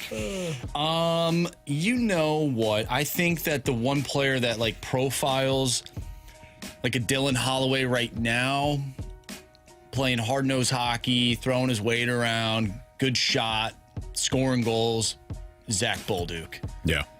Man, where he was last season, even the beginning of this season, to where he is now, he's a completely different player. Yeah. Like, I love what type of game he's been playing. It's awesome to watch. He has been as impressive to watch as Robert Thomas has been since the Four Nations tournament. He's been fun to watch. And I feel like Jake Neighbors is starting to come alive here a little bit more, too. Not that Jake Neighbors was playing poorly, but I feel like he's making an even a bigger impact of late. This team's rolling. I can't wait to see Parayko come back, and obviously Holloway, for this team to be completely firing on all cylinders. Fun to watch, Carey. I agree. Playing meaningful games. Zane Bolduc. That's who you chose. Zane Bolduc, according to Splashback Deuce. Question number 3.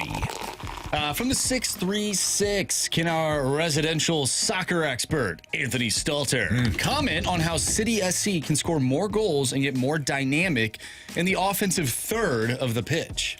Well, one thing that I do like that City SC has been doing is that they're parking the bus, so to speak. They're eliminating a lot of the goals that you might see from other teams, but with the way that they're playing, it doesn't lend to more scoring opportunities.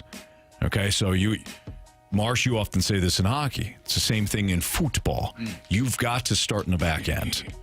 You have got to generate offense from your defense. And it just hasn't happened right now for City SC. It's almost as if they're just hanging on a cliff right now, just trying to keep the goals from going in defensively. And at some point, that's got to flip. They got to be more aggressive on the pitch. They got to get those boots on balls, and they got to get those balls in the back of the net. Are they hanging off a cliff, like just trying to survive? Their brother, like holding them? No, not yet. I don't envision that. No, that's different. That's different. It worked out really well, though. You see that in right? the jungle sometimes. So what you're talking about? No, I'm talking about on the pitch. Yeah. Man, he ended up surviving though. He did, right? No, he definitely did not. You talking about that documentary where the lion falls to his death? No, I thought he survived. It was his brother, Anthony. His brother was right there to help him. You got to see the other documentary. No, here's the thing. Explains what? How it all took place.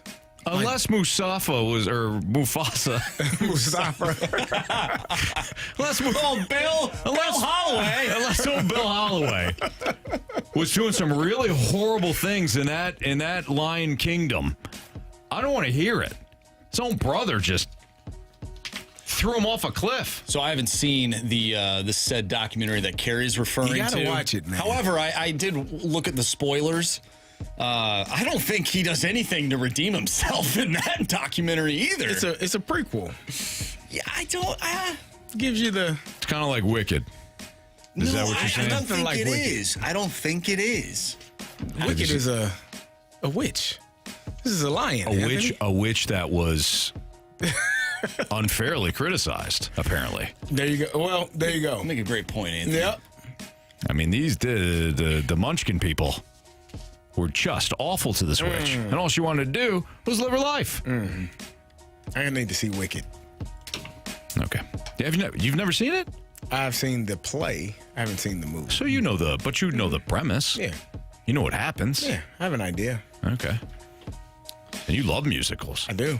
Chicago. We had this whole... Yeah, we did talk about this about a month ago. Yep. Dreamgirls. And it all started with that damn lion. Yeah. Good. Musicals are good, man. No, they are not. They are. Well, you know what? I take that back. Musicals are just not for everybody. Yeah. Including myself. I was going to say, and everybody is you. He is everybody. Just He's for some people. Everybody. For some people, musicals make their skin crawl. Like, why are we stopping again to sing a song? Absolutely. In the middle of the street. Yeah. Because the or spirit classroom. moved them. Hey, what are your thoughts on those people that just show up out of the woodwork, flash mobs, and they just start dancing? Like, what if you came across a flash mob? What would you do? What would your reaction That's different. be? That's it's a presentation. They're dancing and things like that. That's the same thing in musical. It's the same premise. No, it's not. Yeah, it A musical is a story that gets interrupted every 5 minutes. It's more like every 10 to 15. Feels like every 5. Yeah. 5 would be That's a lot different, of- Marsh. That's somebody, they're putting on a performance, a pop-up performance. I respect that. What if they started singing, though? You don't perform. You don't It's not, respect. but they're not. It's not a story. I don't mind It's singing. their story. It's their life. They're telling their story. But you know it's different. You know it's different. So you're I love saying- street performers. Yeah. I love the drums. You're just saying you want to watch that for about 2 hours. No, not at all. You know what I love when you're walking down the streets outside of Busch Stadium. You got those guys drumming on the Home Depot bucket. Oh yeah, that's awesome. Anthony, they are doing a great job. I know they are. That is. I always stop and tip. Absolutely. Cool. I think drums are the coolest. They are pretty cool. I had a drum set when I was younger. Did you? Yeah. I have no idea what happened to it. Okay. Oh wow. I wasn't good at it. That probably disappeared. Waterboy does call me to the carpet here. Doesn't Anthony break out in a song during each commercial break? I didn't know they knew that. Again, that's you've told them. Yeah. Again, that's different. I'm taking what somebody has done, and I'm adding my own lyrics to the same song. Should have heard it's the song a cover. Sung when he dropped those meatballs or that meatball. I was angry that day. Enraged. All right. Weird Anthony Yankovic. Yeah. Part 2 of the Sports Six-Pack is next, so keep those questions coming in. 314-399-9646. Part 2, Sixer, next.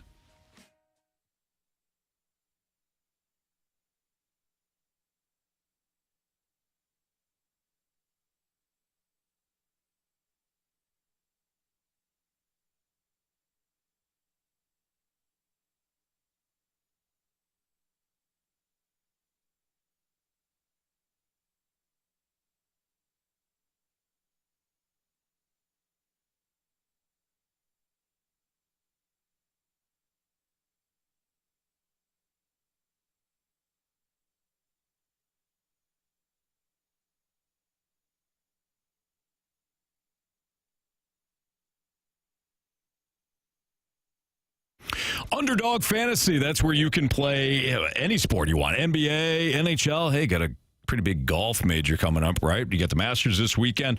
Why don't you head to Underdog Fantasy? And if you're playing basketball this season, you can take your favorite star and you can go higher or lower on their stats. So points, assists, rebounds. But they've got different sports as well. They, like I was saying to you before, NHL. You play an NHL game tonight. Maybe the Blues, right? And maybe you like Zach Bolduc to get a point. So go higher on Zach Bolduc's points. And then you can maybe pair it up with one of the golfers you like this weekend. I kind of like Rory myself to maybe, get over the hump finally. But when it comes to Underdog Fantasy, it's up to you how you want to build your picks. Again, just go higher or lower. You can play for as low as $1 and win up to 1,000 times your money just with your hoops knowledge, your hockey knowledge, your golf knowledge, your football knowledge, whatever it may be. They've got all the sports. You don't have to just play one game or one sport. I love playing Underdog Fantasy, and you will too. Download the app. Sign up now using my promo code Anthony to unlock a special offer of up to $1,000 in bonus cash when you make your first deposit. Join in on the fun. When you sign up using my promo code Anthony and claim that special offer today, get up to $1,000 in bonus cash instantly upon your first deposit to Underdog Fantasy. Must be 18 plus, 19 plus in Alabama and Nebraska, 19 plus in Colorado for some games, 21 plus in Massachusetts and Arizona, and present in a state where Underdog Fantasy operates. Terms apply. Void in Colorado. Concerned with your play? Call 1-800-GAMBLER or visit www.ncbgambling.org. In Arizona, call 1-800-NEXT-STEP or text NEXT STEP to 53342. In New York, call the 24/7 Hope line at 1-877-8-HOPE-NY or text HOPE-NY to 467-369.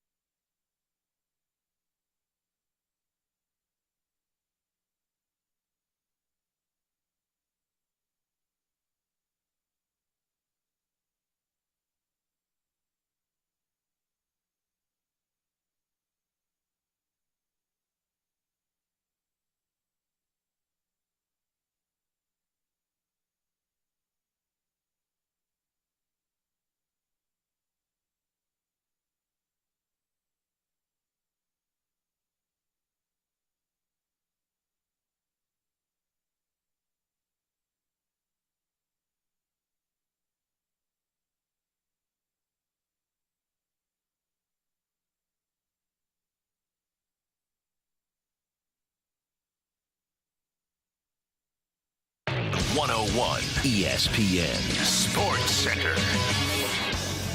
I'm Andrew Marsh. It's time for a Sports Center update brought to you by Saliga Heating and Cooling. The Cardinals fall today by a final score of 2-1 in extra innings against the Pirates. They drop 2 of 3 in Pittsburgh.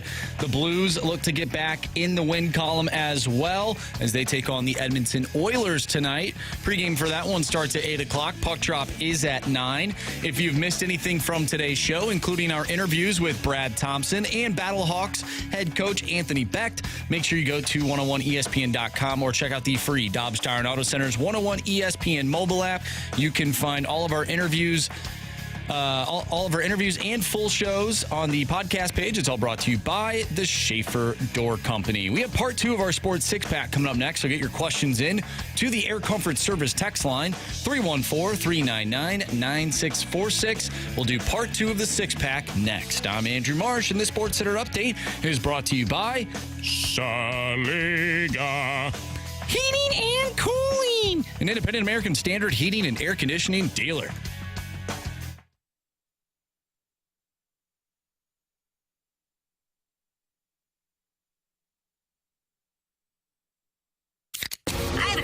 It's time for the Fast Lane to answer your sports questions. I want to ask you a bunch of questions, and I want to have them answered immediately. Asking me all these weird questions. Answer the question. Answer the question. Answer me! The Sports Six-Pack is refreshed by the Finnish Long Drink, Finland's best-kept secret. A sparkling citrus beverage made with real liquor. Visit thelongdrink.com. It's Fastlane on 101 ESPN. Part 2 of the Sports Six-Pack is right now, so still some time to get some questions in. 314-399-9646 with Carey Davis. I'm Anthony Stalter, and here is Andrew Marsh. Question number 4. All right, from the 573, where do you guys rank the Masters on the major sporting events each year? Always one of my favorite times of the year. In comparison to like the Super Bowl, right, yeah. March Madness, the World Series, the NBA Finals, the Stanley Cup. Yeah, probably 5th out of all of those. I enjoy it, but it's not one I'm seeking out. Like, I'm coaching Killian's. Is Tiger playing? No. Okay, he's out. I don't care. Yeah, I'm coaching Killian's flag football team Sunday. It's not one of the, I'm not, like. Man, Tiger tore his Achilles again, didn't he? Yeah. I don't think he's going to be walking. No, he's out. But it's obviously a great event, historic. I was on the Spread Zone. That podcast is now available. Yeah, you told us we could play at the Masters. It's not what I meant. No, he said it. Mark, you heard him. If you were betting the Masters. I did hear that. The Spread Zone podcast is out. Tim McKernan had a great breakdown of who could win this weekend and some other plays that he liked. It's obviously a big event, but I'm not scheduling my weekend around it. Like Carey said, Super Bowl, first weekend of the NCAA tournament. Yeah, man. NHL playoffs, I think, are fantastic. I'll watch as many games as I can, not just Blues. I'll watch. I mean, it's different. Same thing, honestly, early on with the MLB playoffs. When you get some day games going on, MLB playoffs, I'm pretty locked in. I like it when it's cold out. Then when it's the Dodgers and whoever, I'm out. And you're tuned in. You were rooting for the Yankees. That's you're true. You're a New Yorker. I do See? root against the Dodgers, yeah. You're a New Yorker. You were rooting for them. You were a Padres fan, then a Yankees fan. I think I was just a Yankees Mets fan. Then a Yankees fan. No. Just whoever the Dodgers are playing, you're a fan of. I guess that's true, yeah. Yeah, for me, I'm kind of in the same boat as you guys. I probably enjoy golf, I would say, more than you guys, maybe. I enjoy Although playing this is the first time I've heard you say anything positive about golf. Not that you've been negative. What? But I don't think I've ever heard anything from you on golf. That's not true. I've never heard you say, like, I'm kind of playing golf this weekend, boys. Anthony, I went on a golf tournament. I go to a golf tournament every year. You go to that tournament. My bad. I went golfing with Jackson a couple weeks ago. I'd like to apologize to Marsh. How'd that go? And the nation. I had a blast. It was a great time, yeah. Apparently, I talked to Tim this weekend and asked, did Jackson tell you went golfing? And he said, absolutely not. He didn't bring it up. I go, wow. So now I'm reluctant on asking him again if, he's not going to tell everybody. Maybe he didn't have a good time, which I don't know. I had a great time. Trying to ask Frank if he had a good time. Trying to ask Mitch if he had a good time. So, I don't know. I had a blast. But everyone knows you had a good time, Frank. Half the town knows you had a good time. Trying to ask Mitch if he had a good time. But yeah, I go every summer. We go, me and my buddies, we go on a golf tournament in Springfield, Illinois. It's a great time. And if you remember, I had a hole-in-one a couple years ago, and then I came to the studio. That's right. I was like, I got a hole-in-one, guys, which is crazy because I suck at golf. And none of us believed you. You guys didn't believe me. Yeah. This was while I was doing the Blues games. We said, prove it. Did you have a video? Prove it. No. A video of me hitting it in? Was it a hole-in-one at one of those hole-in-ones where you can win a car? Dude, yes. So it wasn't that hole, though. But there was, it was a tournament that day, and one of the holes, I kid you not, it was 2 holes later on a par 3. Or something like that, where if you hit a hole-in-one on this hole, you win a car. I just happened to hit a hole-in-one on the wrong hole. That sucks. Move the car! Splashback Deuce with a great question. A little cold out there, Frank?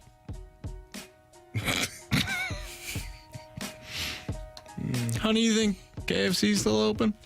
All right, go, Marsh. Just go. Question number 5. Before I give you the whole damn documentary. Well, what is it? You know what that is. Well, some people might not. Old school. Okay. The documentary is old school. We had someone actually mentioning old school earlier today in the text line. Yeah. So, Jamie's Vacation Speedo text in. When the Blues make the playoffs, will Jobu be on the towels they put on the seats? Ooh. Will Jobu be on the ring? I don't think so. Oh, that would be nice, though. The ring would be cool. That would be really cool. Creepy. But awesome. Cool. Yeah, you could probably do it on the inside, right? It'd be kind of creepy, but kind of cool at the same time. No one knows where the damn Jobu dial came from. You don't think that's kind of creepy? No, I think it's glorious. Yeah, no, he'll be on the ring for sure.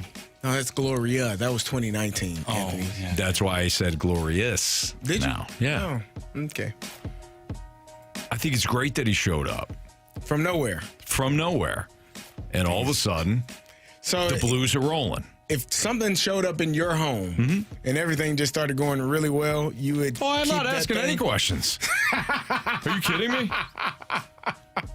Yeah. If Jobu showed up on top of your refrigerator tonight, and the home just snapped, everything went into was perfect. Things were working. Kids got their stuff together. Yeah.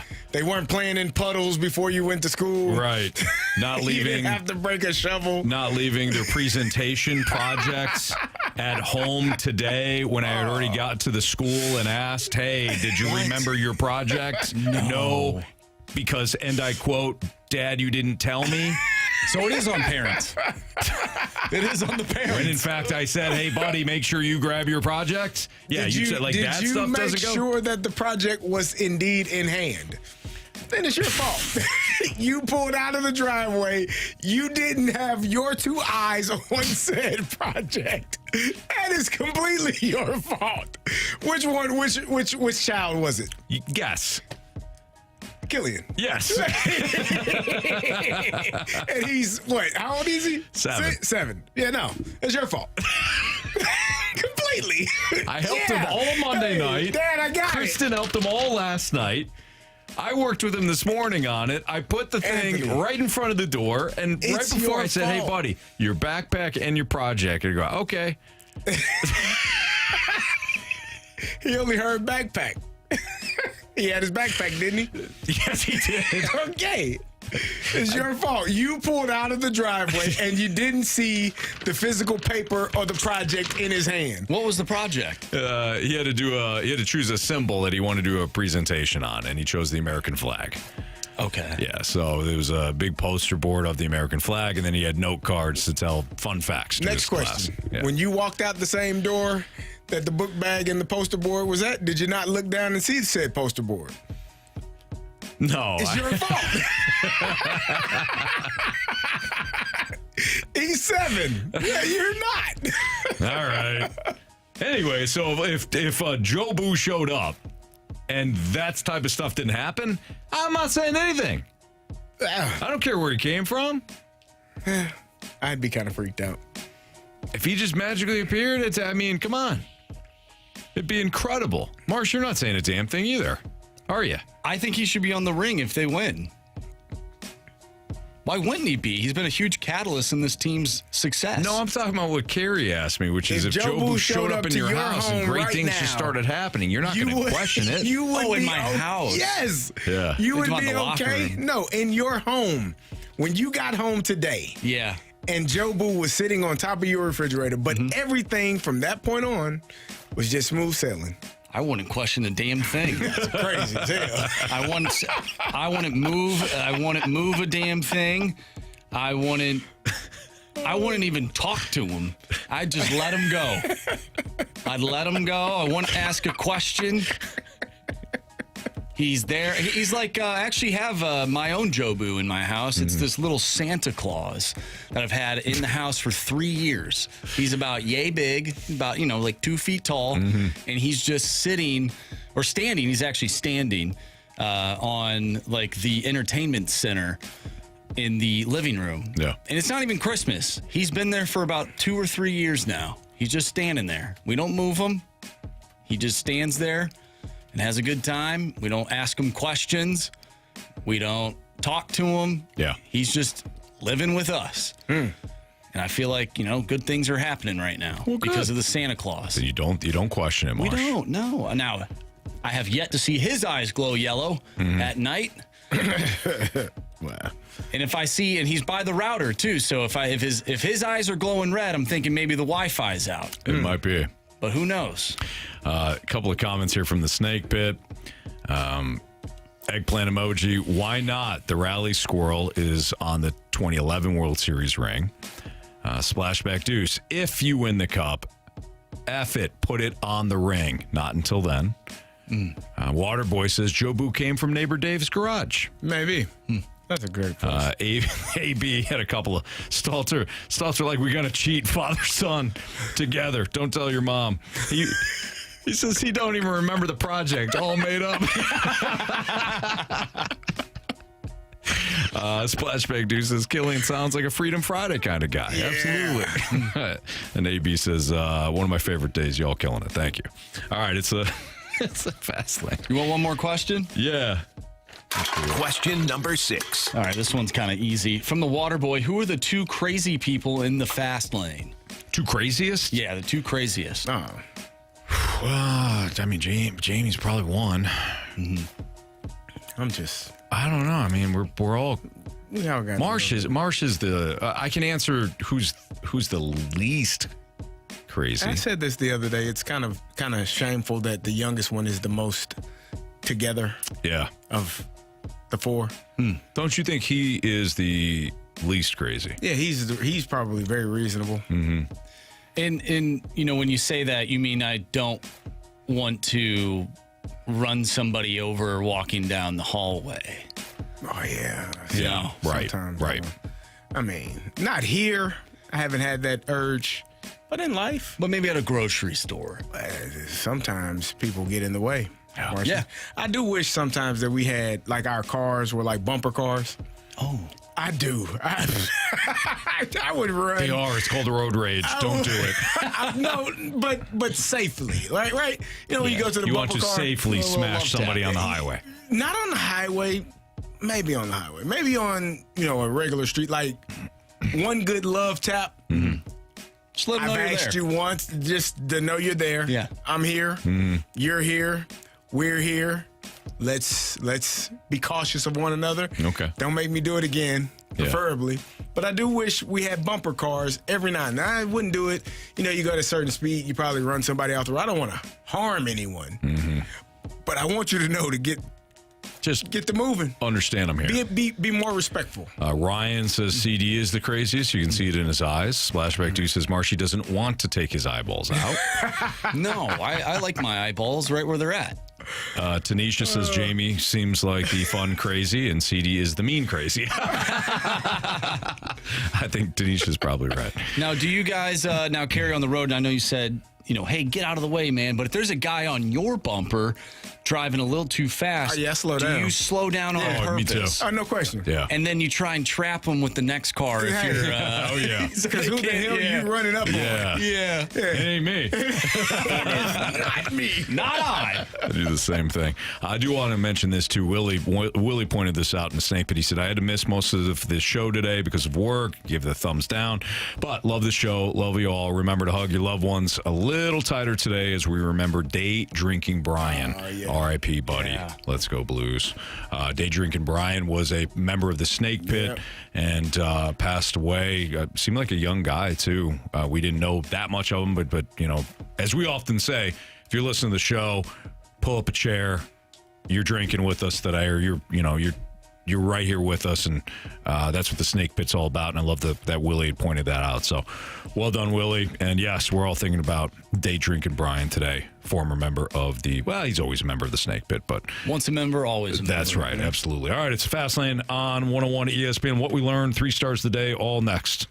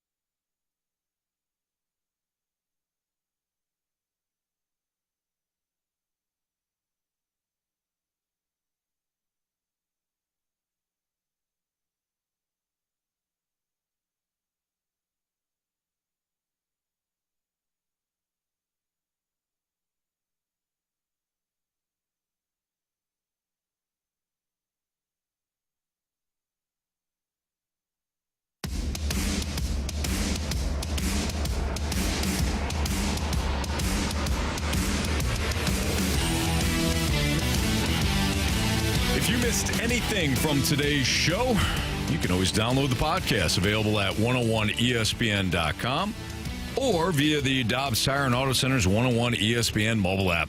All the podcasts, of course, brought to you by Schaefer Door Company. Time to find out what everybody learned. March, what'd you learn?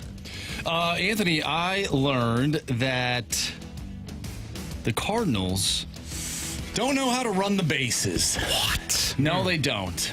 I don't think they do. You learn how to run the bases when you're a young person. Yeah, it depends on your coach. And if they let you bat right-handed or left-handed.